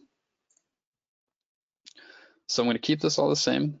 I'm going to click OK. And now you can see that under cross section, here we have our I-beam. Maybe you want to get some info about this cross section, you can click on this I button here. And this info section will give you lots of cross-section properties and their values in units. So we can view depth, width, shear area. We can view our moment of inertia. Looks like there's a question. May I know if there will be plans in the future to include the Australian/New Zealand profiles into the library? I think, Amy, would you know that offhand?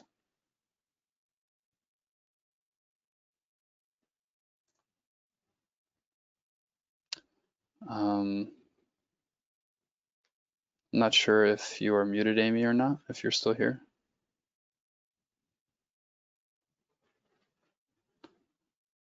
I believe, let's see if we have the Australian/New Zealand profiles.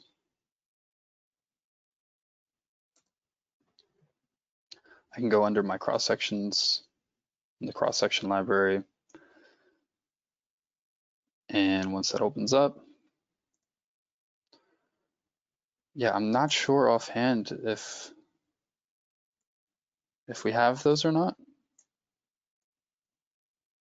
And I can always just let you know later on through email if we're going to add those or if we have them. So yeah, I can find out for you after this. Oh, did you? Okay. Yeah, I'll comment on that. We do have those profiles. I know we have Australian profiles. If New Zealand follows the same code, then those should be available within directly within RFEM. So. Okay. Yeah. It looks like he said he or she thinks it's thinks she or thinks they saw it. So yeah. So we can move on to, oh, looks like I changed my cross section. Sorry about that. Changed my cross section back to 12 by 35.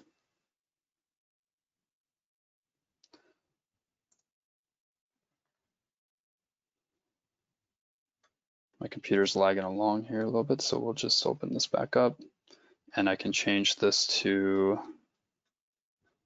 12 by 35. I-beam. Click OK.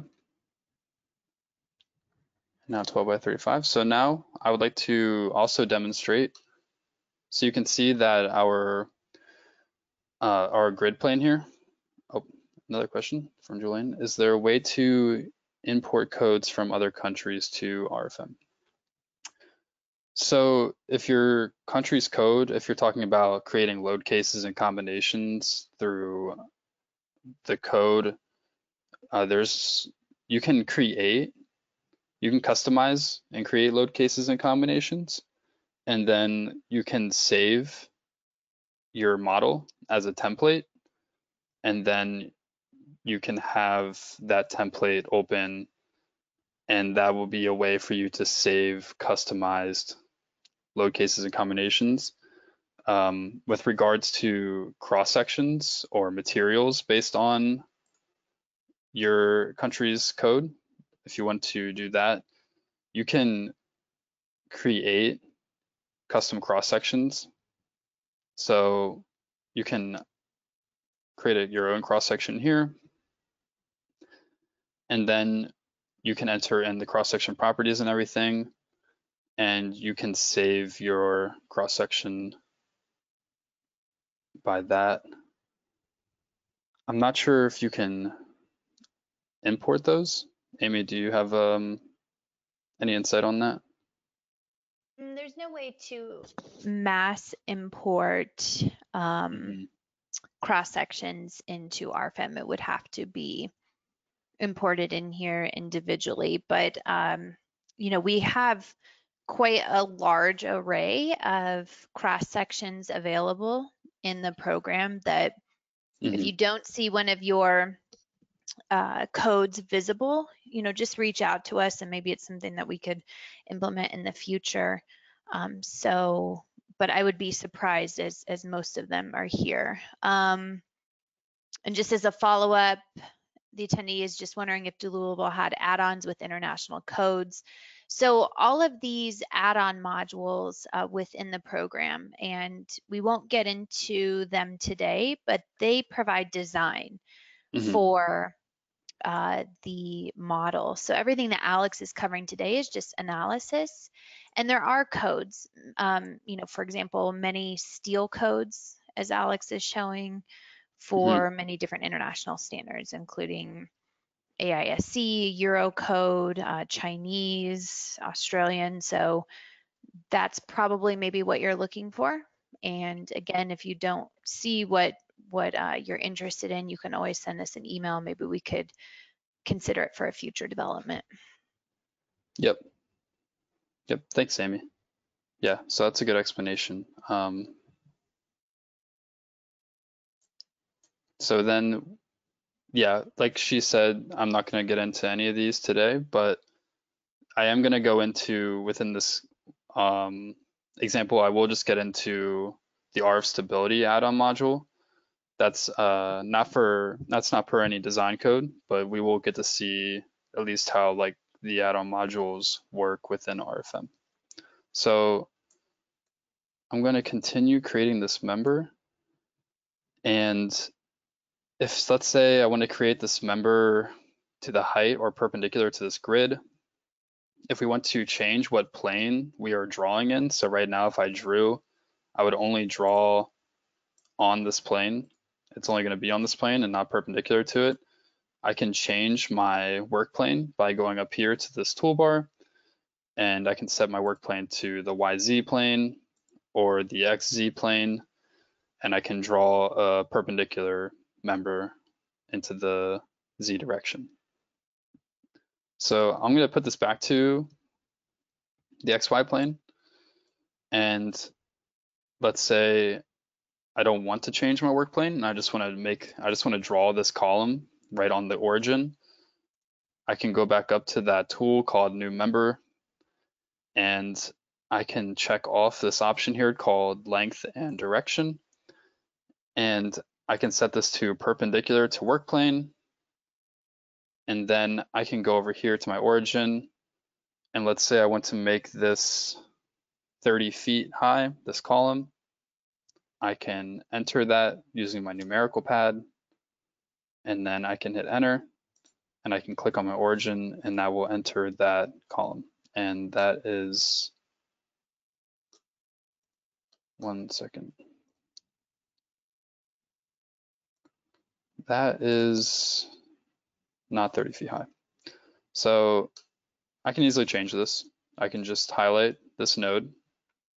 I can double click on the node, and I can make it 30 feet high in the Z direction by editing this coordinate here. Right now it's only 3.28 feet high.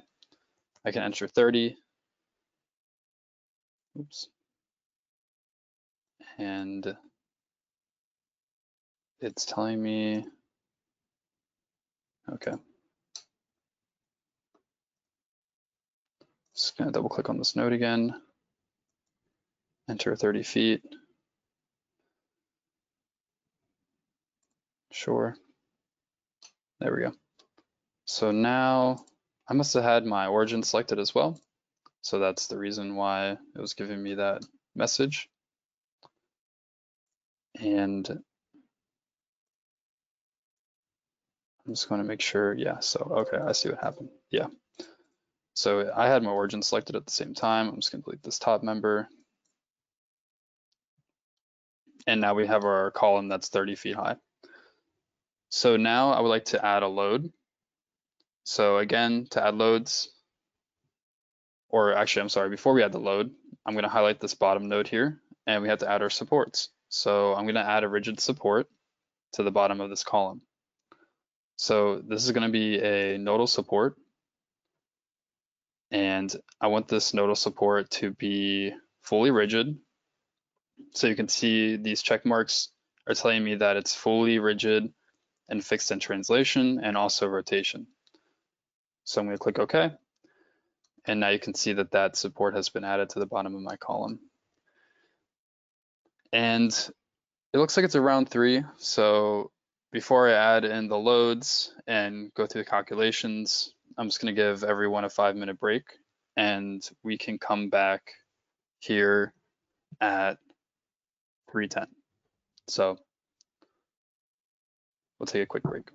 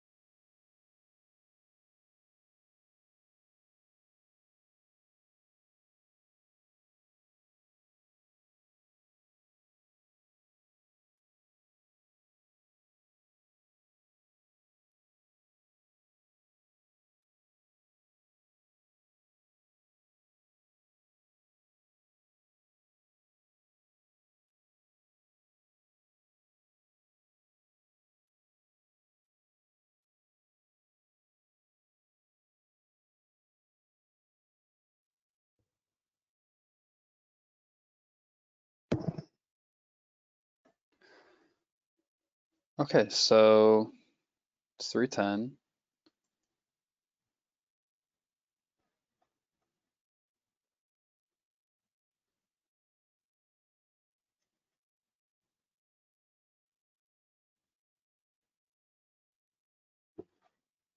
Okay, so I see the question. I think Amy is going to take care of your question, so I'm going to keep moving on, but no problem. We'll get your question answered along with that. And now I'm going to move back to RFM.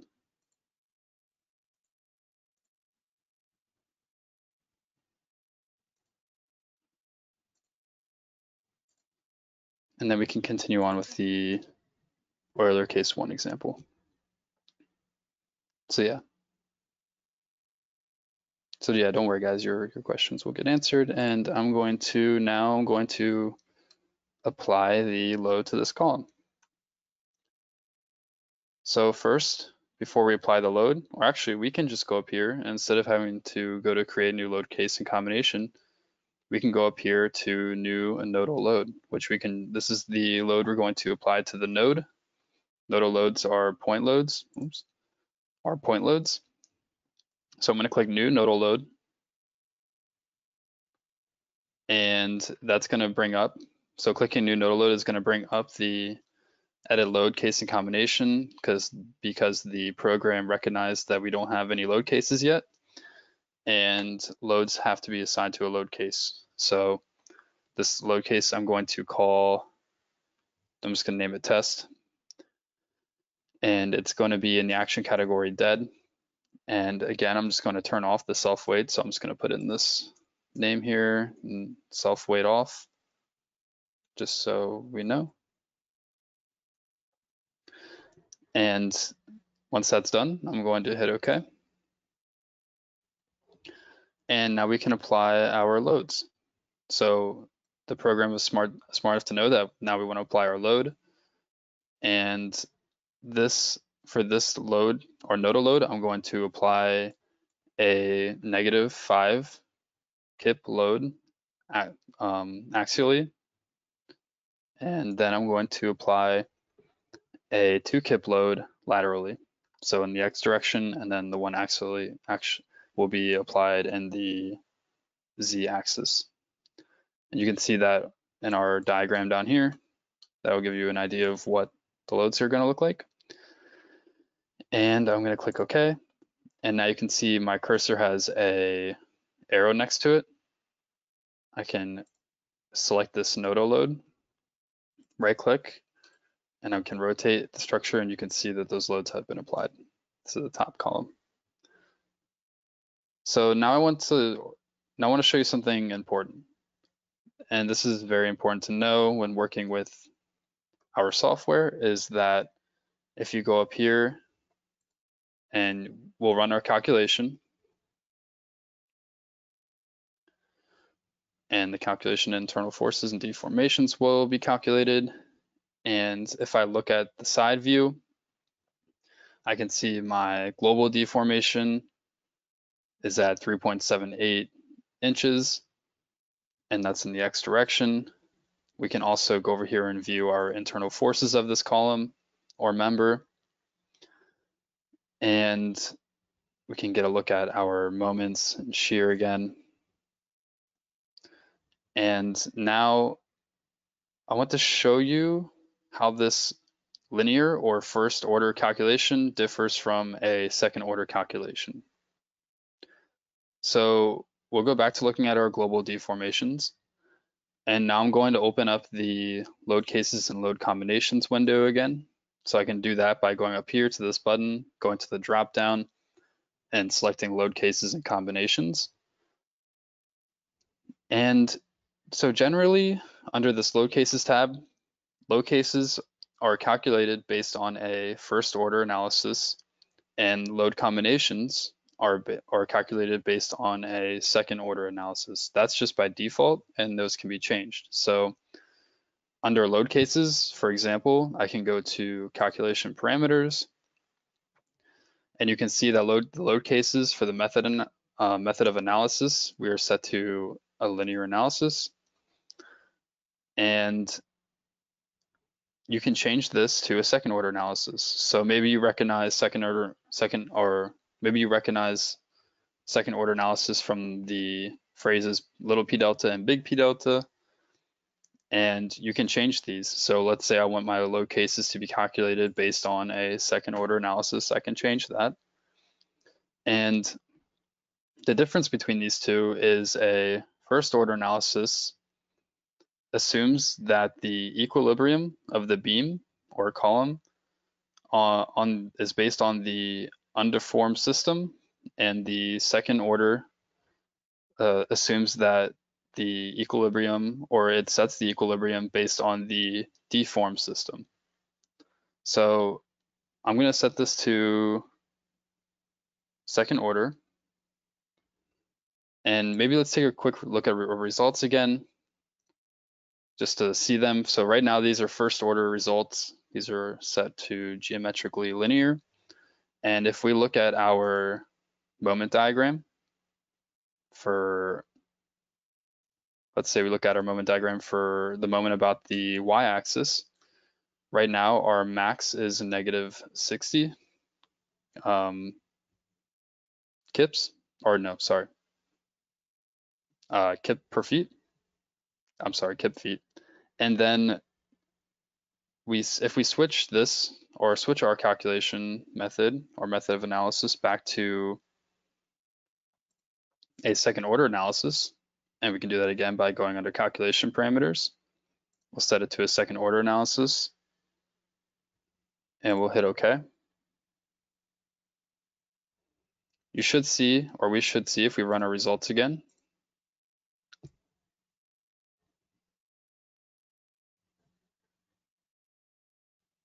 that our max moment has increased by 1 kip foot. So keep this in mind, that you will get different results based on different analyses, and the load cases are set to a first order analysis by default, and the load combinations are set to a second order by default. And just to explain again, this is because, so our deformation is larger with the second order analysis, and that is why our moment has increased, because that deformation has increased. So that will give us a larger moment arm, you could say. Another note I'd just like to make real quick is that members in RFEM are determined to be a beam or column only based on, or solely based on, the loads and how they are applied to the member. So in this case, we have a column because our loads are applied axially to our member. If we had a lateral load maybe placed at the middle, that would assume this is a beam, or RFEM will assume this is a beam then. So now I'm going to move on to checking the stability of our structure. So to do this, we can use the add-on module RF stability. But before we get into the add-on module, I would just like to change my loading real quick. So I'm going to double click on my load, and I can double click on that, and this will allow me to edit the load. So now I'm going to change this from 5 kips to just 100 pounds. So I'm just going to make this negative 0.1 kips, aka 100 pounds. And I'm going to turn off this. I don't want a lateral load. I just want to have this negative axial load. I'll click OK. And then you will see our load changed. And once that's changed, the only reason I changed this is just so we can make this structure completely stable. And now I can open the add-on module RF stability. So to open an add-on module, you can simply just go down to this list of add-on modules. And I want to find RF stability. You can see I have a favorites folder where I saved my favorite add-on modules. And I'm going to double click on RF stability. And you can see that the add-on module has popped up, and they are just basically dialog boxes. And RFM is still running in the background. We're still in RFM. And so our stability uses the help of eigenvalues and different eigenforms to perform a stability analysis. So just some background, Euler was a mathematician who came up with different cases to show the critical factor along with the critical load and lengths. This is something every stability analysis does. In order to get the different buckling cases, I will deactivate the minimum initial prestress for cables and membranes right here. And then it is also important that we activate the division of straight members. So this is already by default activated when you go into the RF stability add-on module. We can also edit the FE mesh settings for members with this button right here. So I'm going to click on that. And for more accurate division of my member, I'm going to go down here to minimum number of member divisions. I'm going to change this from 2 to 10. And I'm going to hit OK. So basically all these other options are as default, and I'm going to leave everything as default, and I'm going to hit calculate. I'd also like to mention that the load case is set to load case 1. So that's there.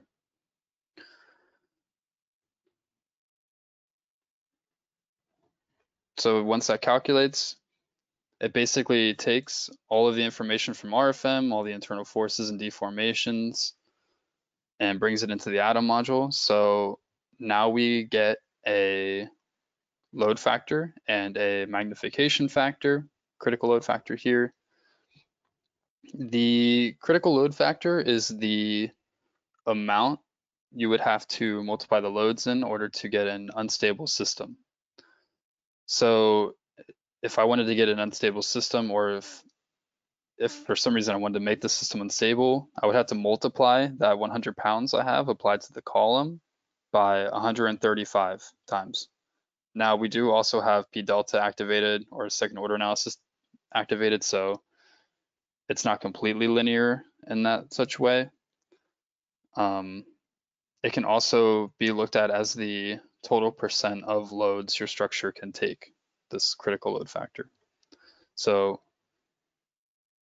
then we also, within this module, have our effective length.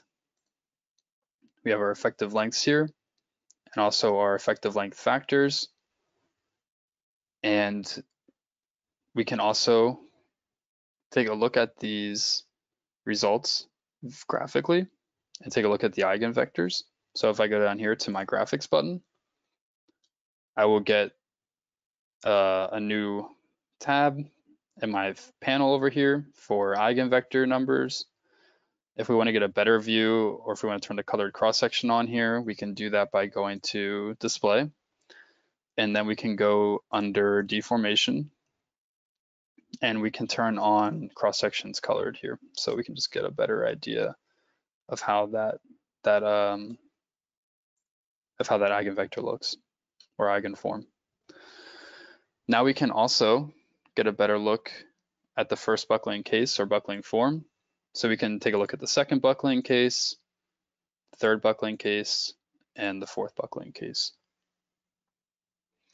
And for this first one, I think it's clear, I think it's clear that the column will first be unstable in the weak axis direction. So the weak axis direction would be perpendicular to the flange.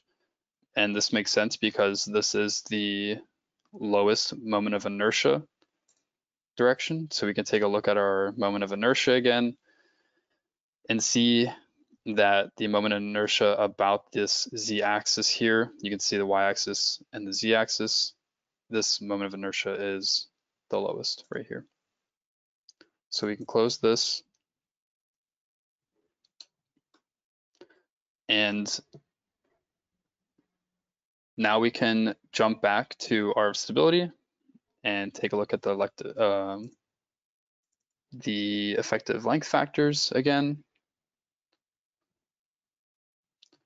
I have to recalculate real quick. This should only take a few seconds.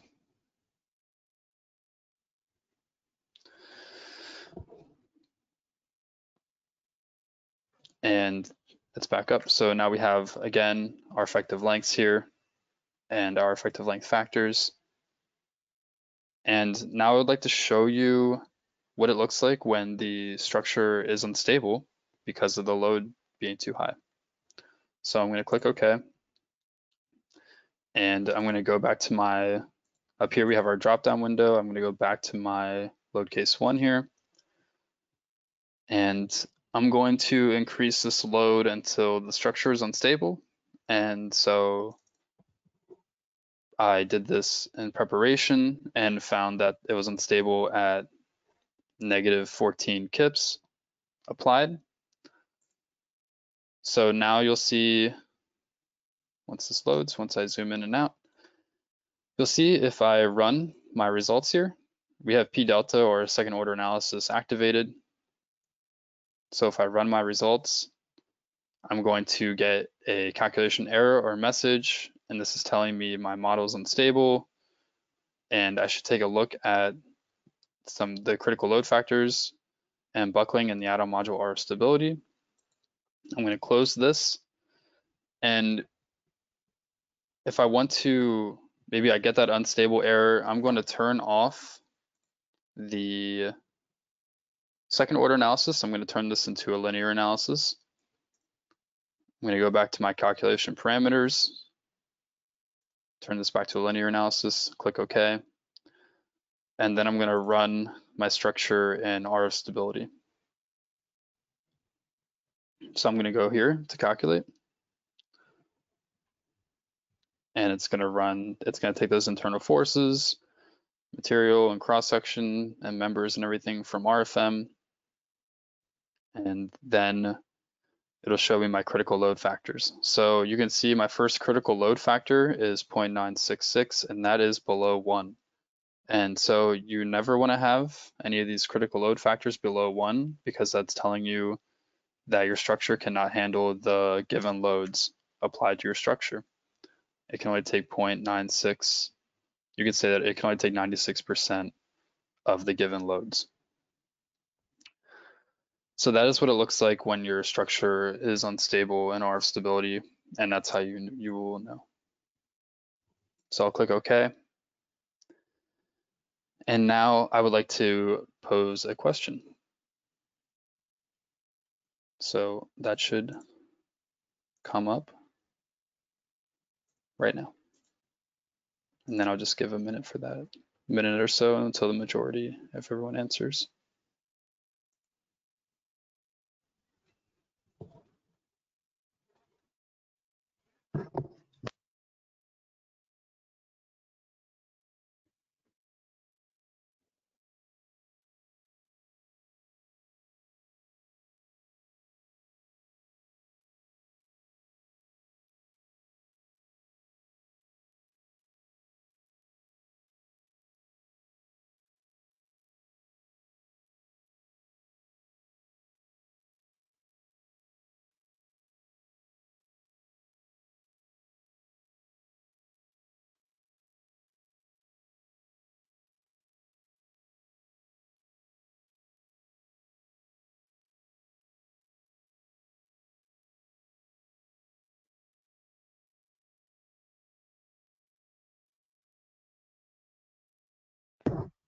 All right, I'm going to close this test.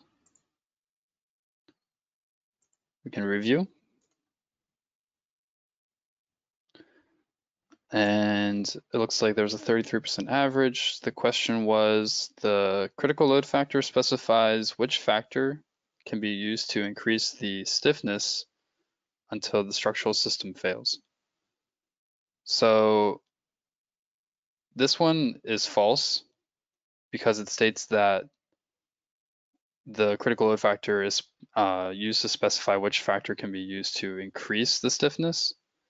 And the critical load factor is used to know what what the loads need to be decreased or increased by. So again, if your critical load factor is below 1, that means your structure can only handle that certain percentage of the loads given.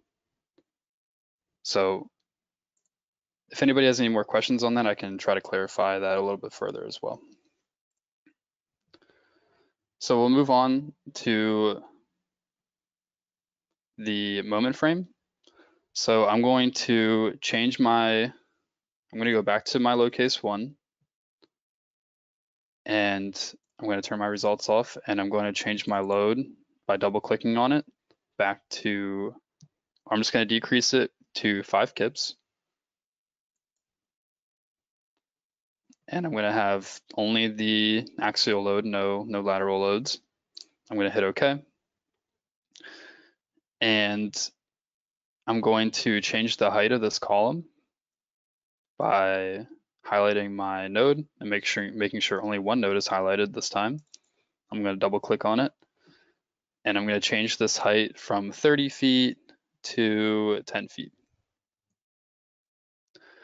I'll hit OK, and I want to create this moment frame, and the easiest way to do that is to simply highlight my whole entire column here, and then I can simply hold Control, drag, and make a copy of this frame.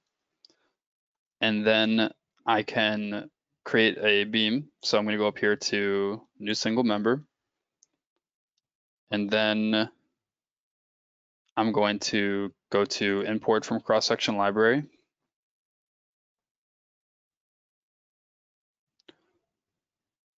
And I'm going to go to I sections.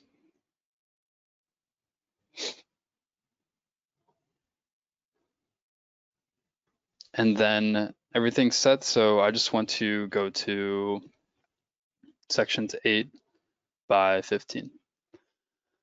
So the beam at the top of this moment frame is going to be an 8 by 15. My material set is still A992. I'll click OK. I'll click OK again. And now I can draw my beam. Whoops. Let me just get a better view of this.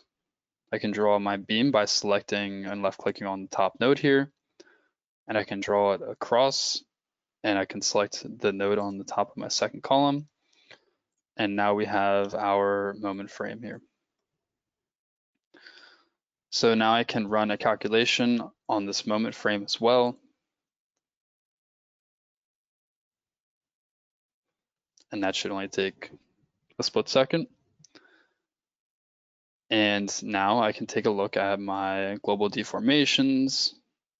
I can see them only in the Z direction if I would like the Z component, or I can just have the result component. And then I can also take a look at my internal forces. So I can take a look at my moments, and right now my moment diagrams aren't being shown. So let me just turn this on.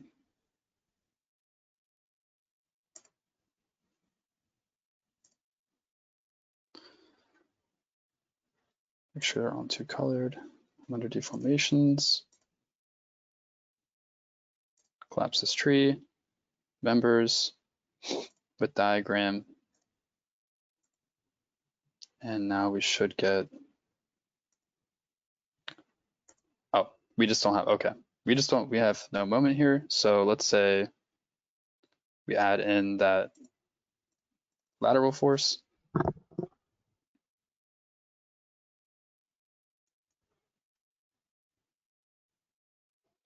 Add 1 kip here, click OK. Add to this one too.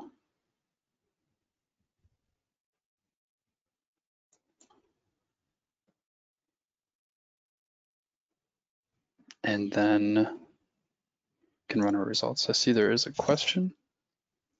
Yeah, so we have a question saying, is it by default the analysis will segmentize the column into 12 smaller segments? I counted 12 roughly on the string, could be wrong. And this all comes down to essentially just the settings within the calculation parameters of how a beam is divided. For this one, you can place FE mesh along the straight elements. So under FE mesh settings. Right, yep. I can show that real quick as well.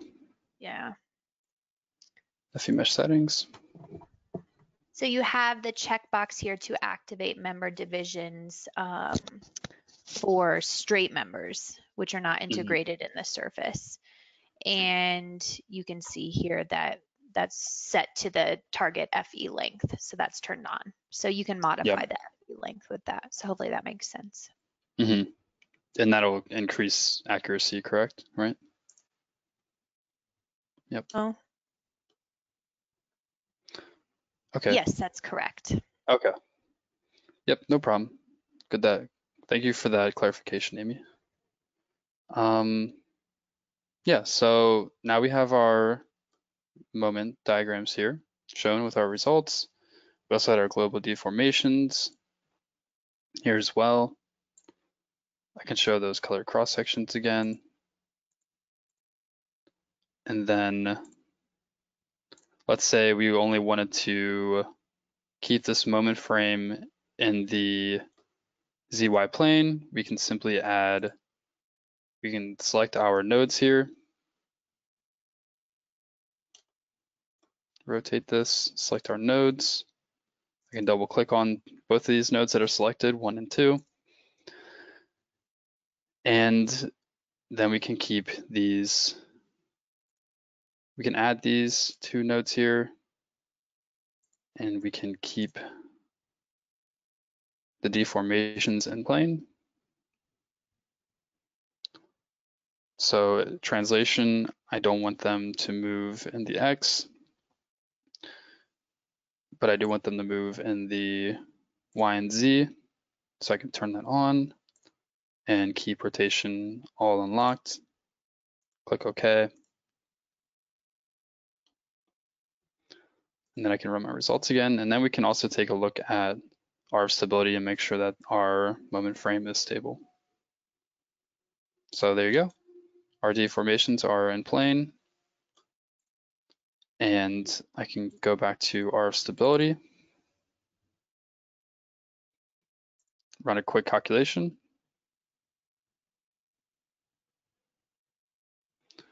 And our stability will give me the critical load factor. So it's well above 1. It's at 81. So we are completely safe with these loads applied. So now we can also again look at the different eigenvalues and eigenvectors and cycle through those as well. So is there any questions so far from anybody? See, there's another question. So is there a rule that if the factor is less than 10, a nonlinear analysis is required? So I can answer that. Okay. I think that there are some conditions within the Eurocode, for example, that if the critical load factor is less than 10, a second order analysis should be run. And then if the factor is less than, I don't know, I want to say 2 or something, then the structure needs to be redesigned. But this is all code specific. And here within the AISC, we do not have requirements that I'm aware of. So it all just depends on which code you're designing to. Okay. Thank you for that clarification, Amy. So yeah, so right now, this is the end of this example, and the next example is the concrete model. If there isn't any more questions, I can move on to the concrete member or model, but we can take this time right now if anybody wants to ask more questions, or we could have just an open discussion. I'll just start opening the concrete or opening a new model now. And if we want to get into those questions, we can do that.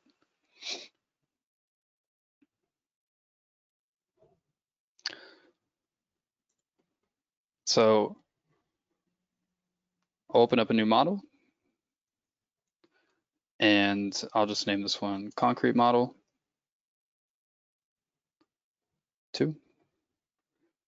And with the concrete model, it'll be a 3D model and it'll be according to the ASC 716. And with this model, we can create our combinations automatically, our load combinations, and everything else we can keep the same by default.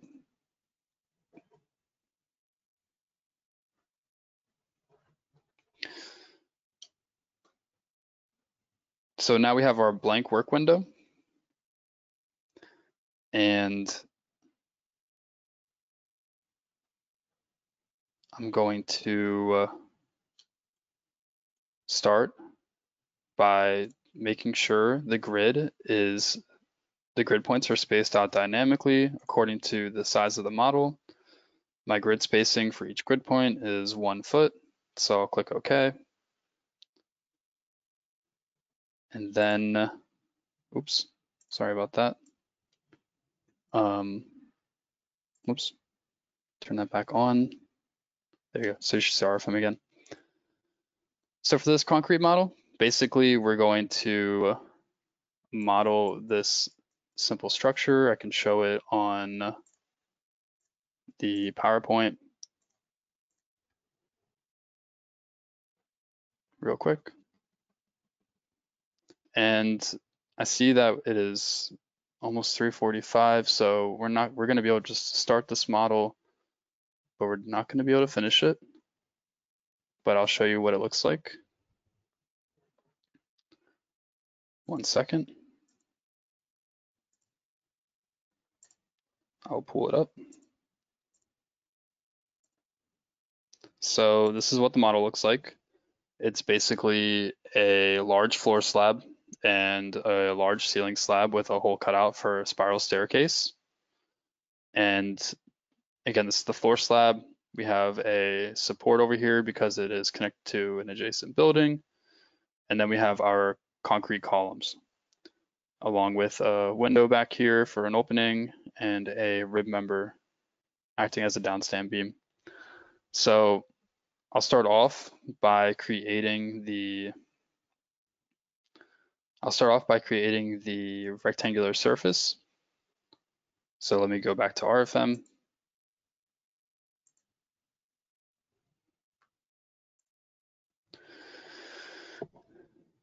So I'll go up here to my rectangular surface, and then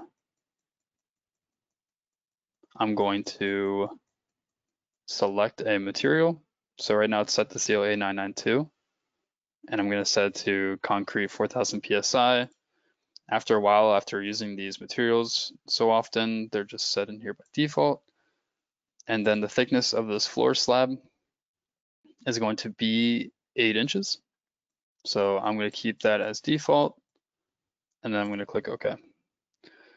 Now the beginning of this floor slab is going to be connected at the origin, and the whole thing is going to be 46 by 40 feet. So we're going to go up here to 46, and in the Y, 40. Click there. Let me check the, okay. So it looks like Amy is answering your questions. Yeah, okay.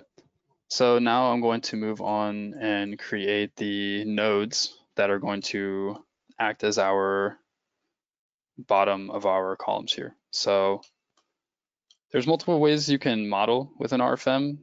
I'm going to show you that you can take this node from this origin and just make a copy of it. And I can move this node using the move and copy tool. I'm going to make one copy of the node, and it's going to be moved 2 feet in the X direction and 2 feet in the Y. I can hit enter, and that node is created. Now we can use that node as a basis for laying out the rest of our columns onto this concrete slab here. I'm going to select that node again, and I'm going to make 2 more copies of it. So 2 copies, and the displacement vector, I only want to make 2 copies at 16 feet in the X direction. So I'll click OK. And now you can see that these 2 more nodes in the X direction, 16 feet apart, have been created. And then since we're going to have 4 columns in this row, I'm going to just simply hold Control, copy this node, and it's going to be symmetric to this left-hand side node that we have here. And then I'm going to copy this whole entire row of nodes. So I can hold Shift down, just like in Windows, you can hold Shift or Control down to select multiple things. I must have moved this 3rd node here. I'm going to Control Z to undo. There we go. Oh, I didn't copy it, so hold Control, make sure Control's held down, copy that node. There we go. So now I can select all 4 of these nodes. Oops. And then I can just right click on a node and hit move and copy. And then I'm going to make 2 copies of this row, and it's going to be moved 13 feet in the Y direction. So now you can see that we have our layout of our columns here. And you'll come to learn that the copy and move tool in RFEM, it can be your best friend at times when doing things that are symmetrical like this. So always keep that in mind. And then after that arrangement is done, I'm going to show you that you can also go into your display tab down here in the project navigator. And maybe I want to view the numbering for my nodes and lines and etc. here. So I'm going to turn on numbering. And now you can see that I get the numbering for my nodes, my lines, my surface.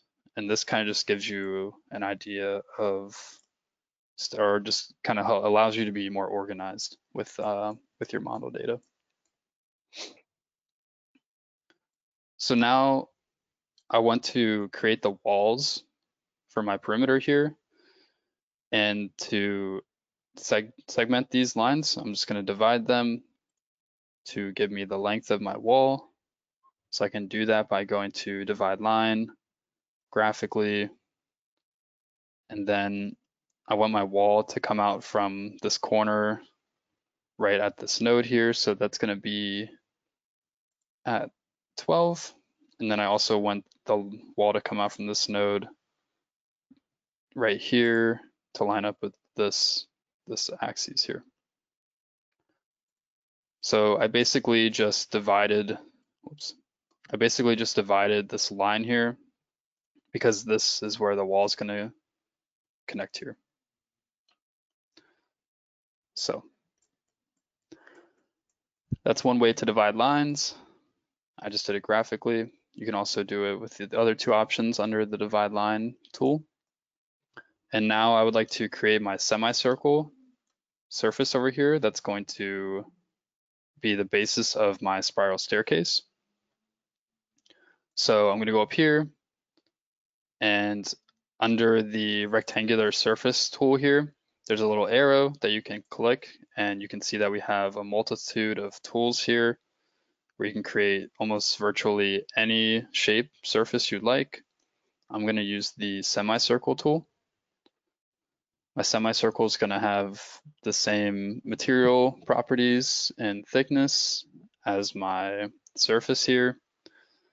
Another thing to mention is there's multiple surface types and member types that you can choose from. For surface types, the stiffness you can change to maybe an orthotropic stiffness where you can customize the stiffness. Maybe you just want to make a null surface that does not supply any stiffness or rigidity to your surface. You just want it for a reference. You can also use completely rigid stiffnesses to maybe distribute a load onto something like that. So for this, we're just going to keep this standard. I'm going to click OK.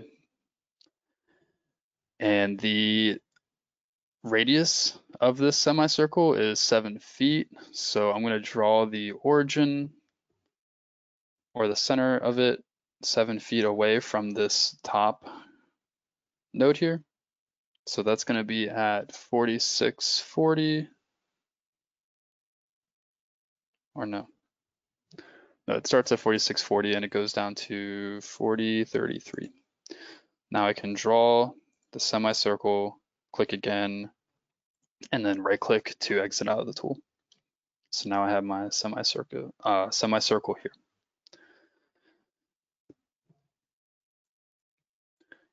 And so now that our bottom slab is created, we can move on with creating our ceiling slab.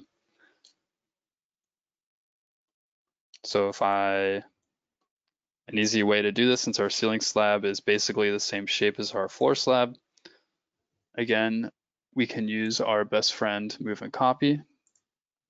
So I'll select the whole entire slab, hit move and copy.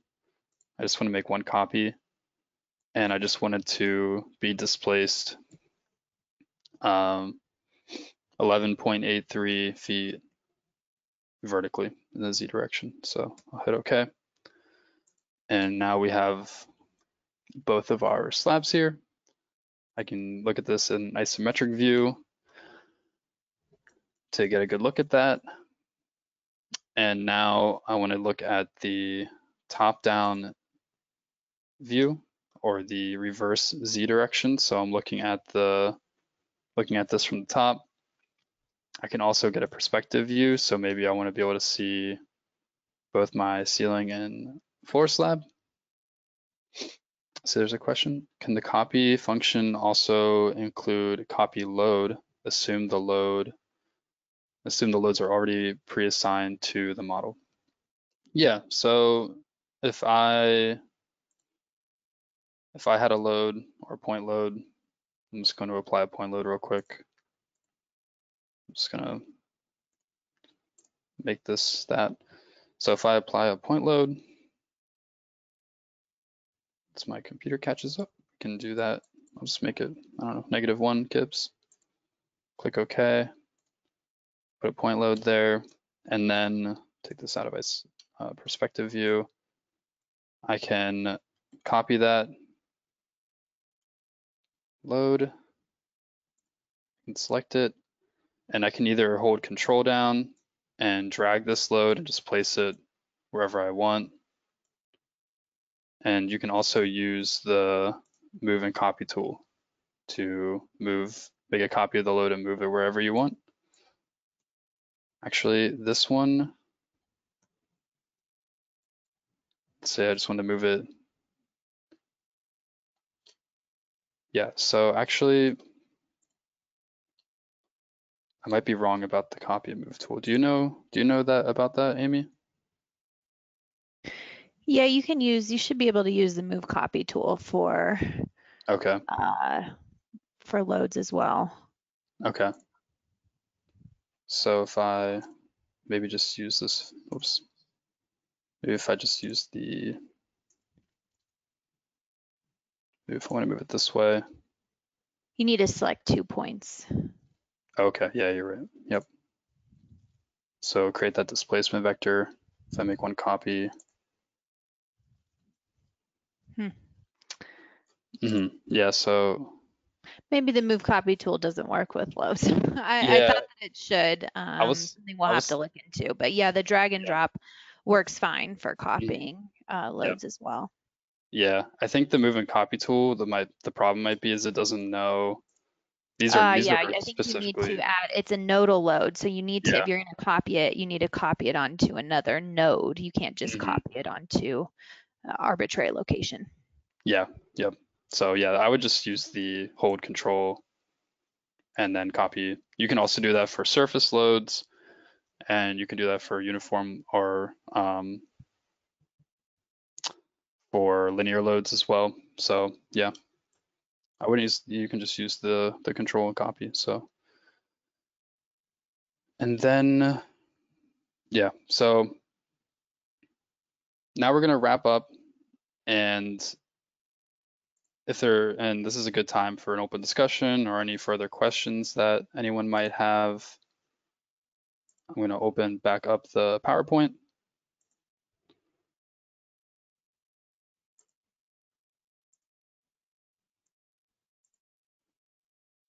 And feel free to ask any questions.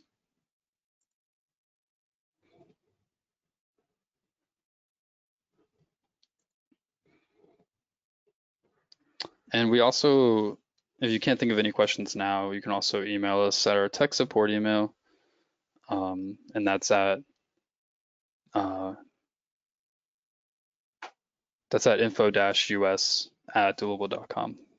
So, question: how to merge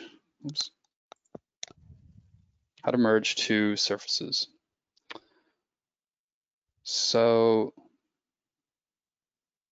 I'm not sure if I completely understand the question. So I think that if there are two surfaces lying side by side and you're asking how to merge the two together, the best option is you have the boundary lines for the two surfaces that exist.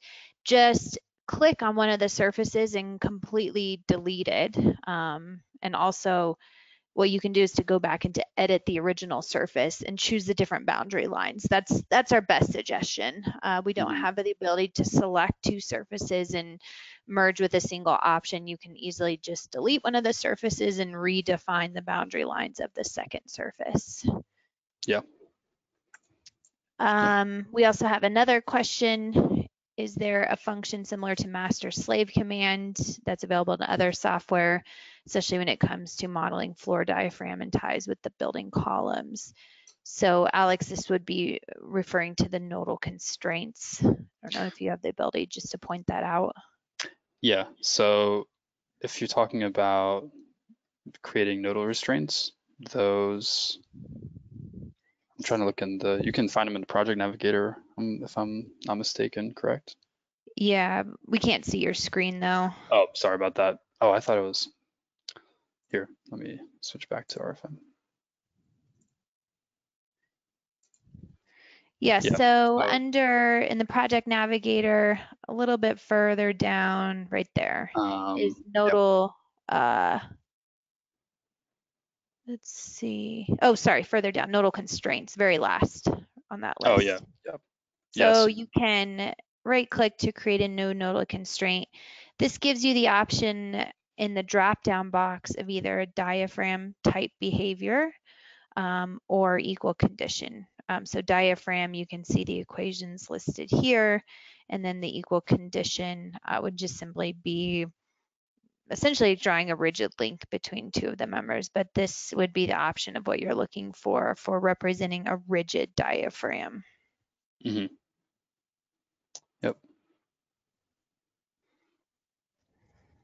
Okay, yeah, so great questions. Also, another thing I wanted to point out is don't forget to, after this training is over, to fill out our evaluation. So we would love to know how we did and know if there's anything we can improve in the future, pacing, material, questions, anything like that. So if there's any more questions, we have about a minute or two left. We can keep answering them. This was also what Amy was talking about earlier with deleting these surfaces. They just leave the boundary lines and then you can connect them and recreate the surface like that and merge them. So we have one more comment essentially. Seems like if I need something, it should be in the project navigator. And yeah, for the most part, the project navigator really has most of the elements that you need. Yeah, I think the project navigator is the most intuitively laid out. You can also, find a lot of things in the insert menu, such as the model data. If you're looking for those nodal constraints, they were also in here. You can find them. Loads, things like that. lots of options up here, lots of different ways you can go through with your model. So yeah. I think, yeah, I think that's good. So if there's any more questions that you think of later on, again, you can email us and I'll get back to the PowerPoint. And I think this is where I'm going to wrap up the training. So let me just, yeah, so again, visit our website for lots of videos and recorded webinars. We also have newsletters and events and conferences along with lots of knowledge-based articles. These resources are very helpful when first starting out in RFEM and trying to learn things. You can search for FAQs as well. And if you have any questions, you can email us at info-us@deluba.com or also give us a call at our phone number here. So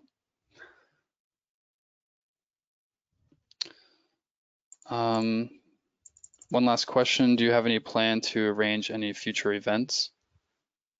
Amy, do you want to comment on that? Yeah, so on our website at delubal.com, you can see all of the upcoming online trainings.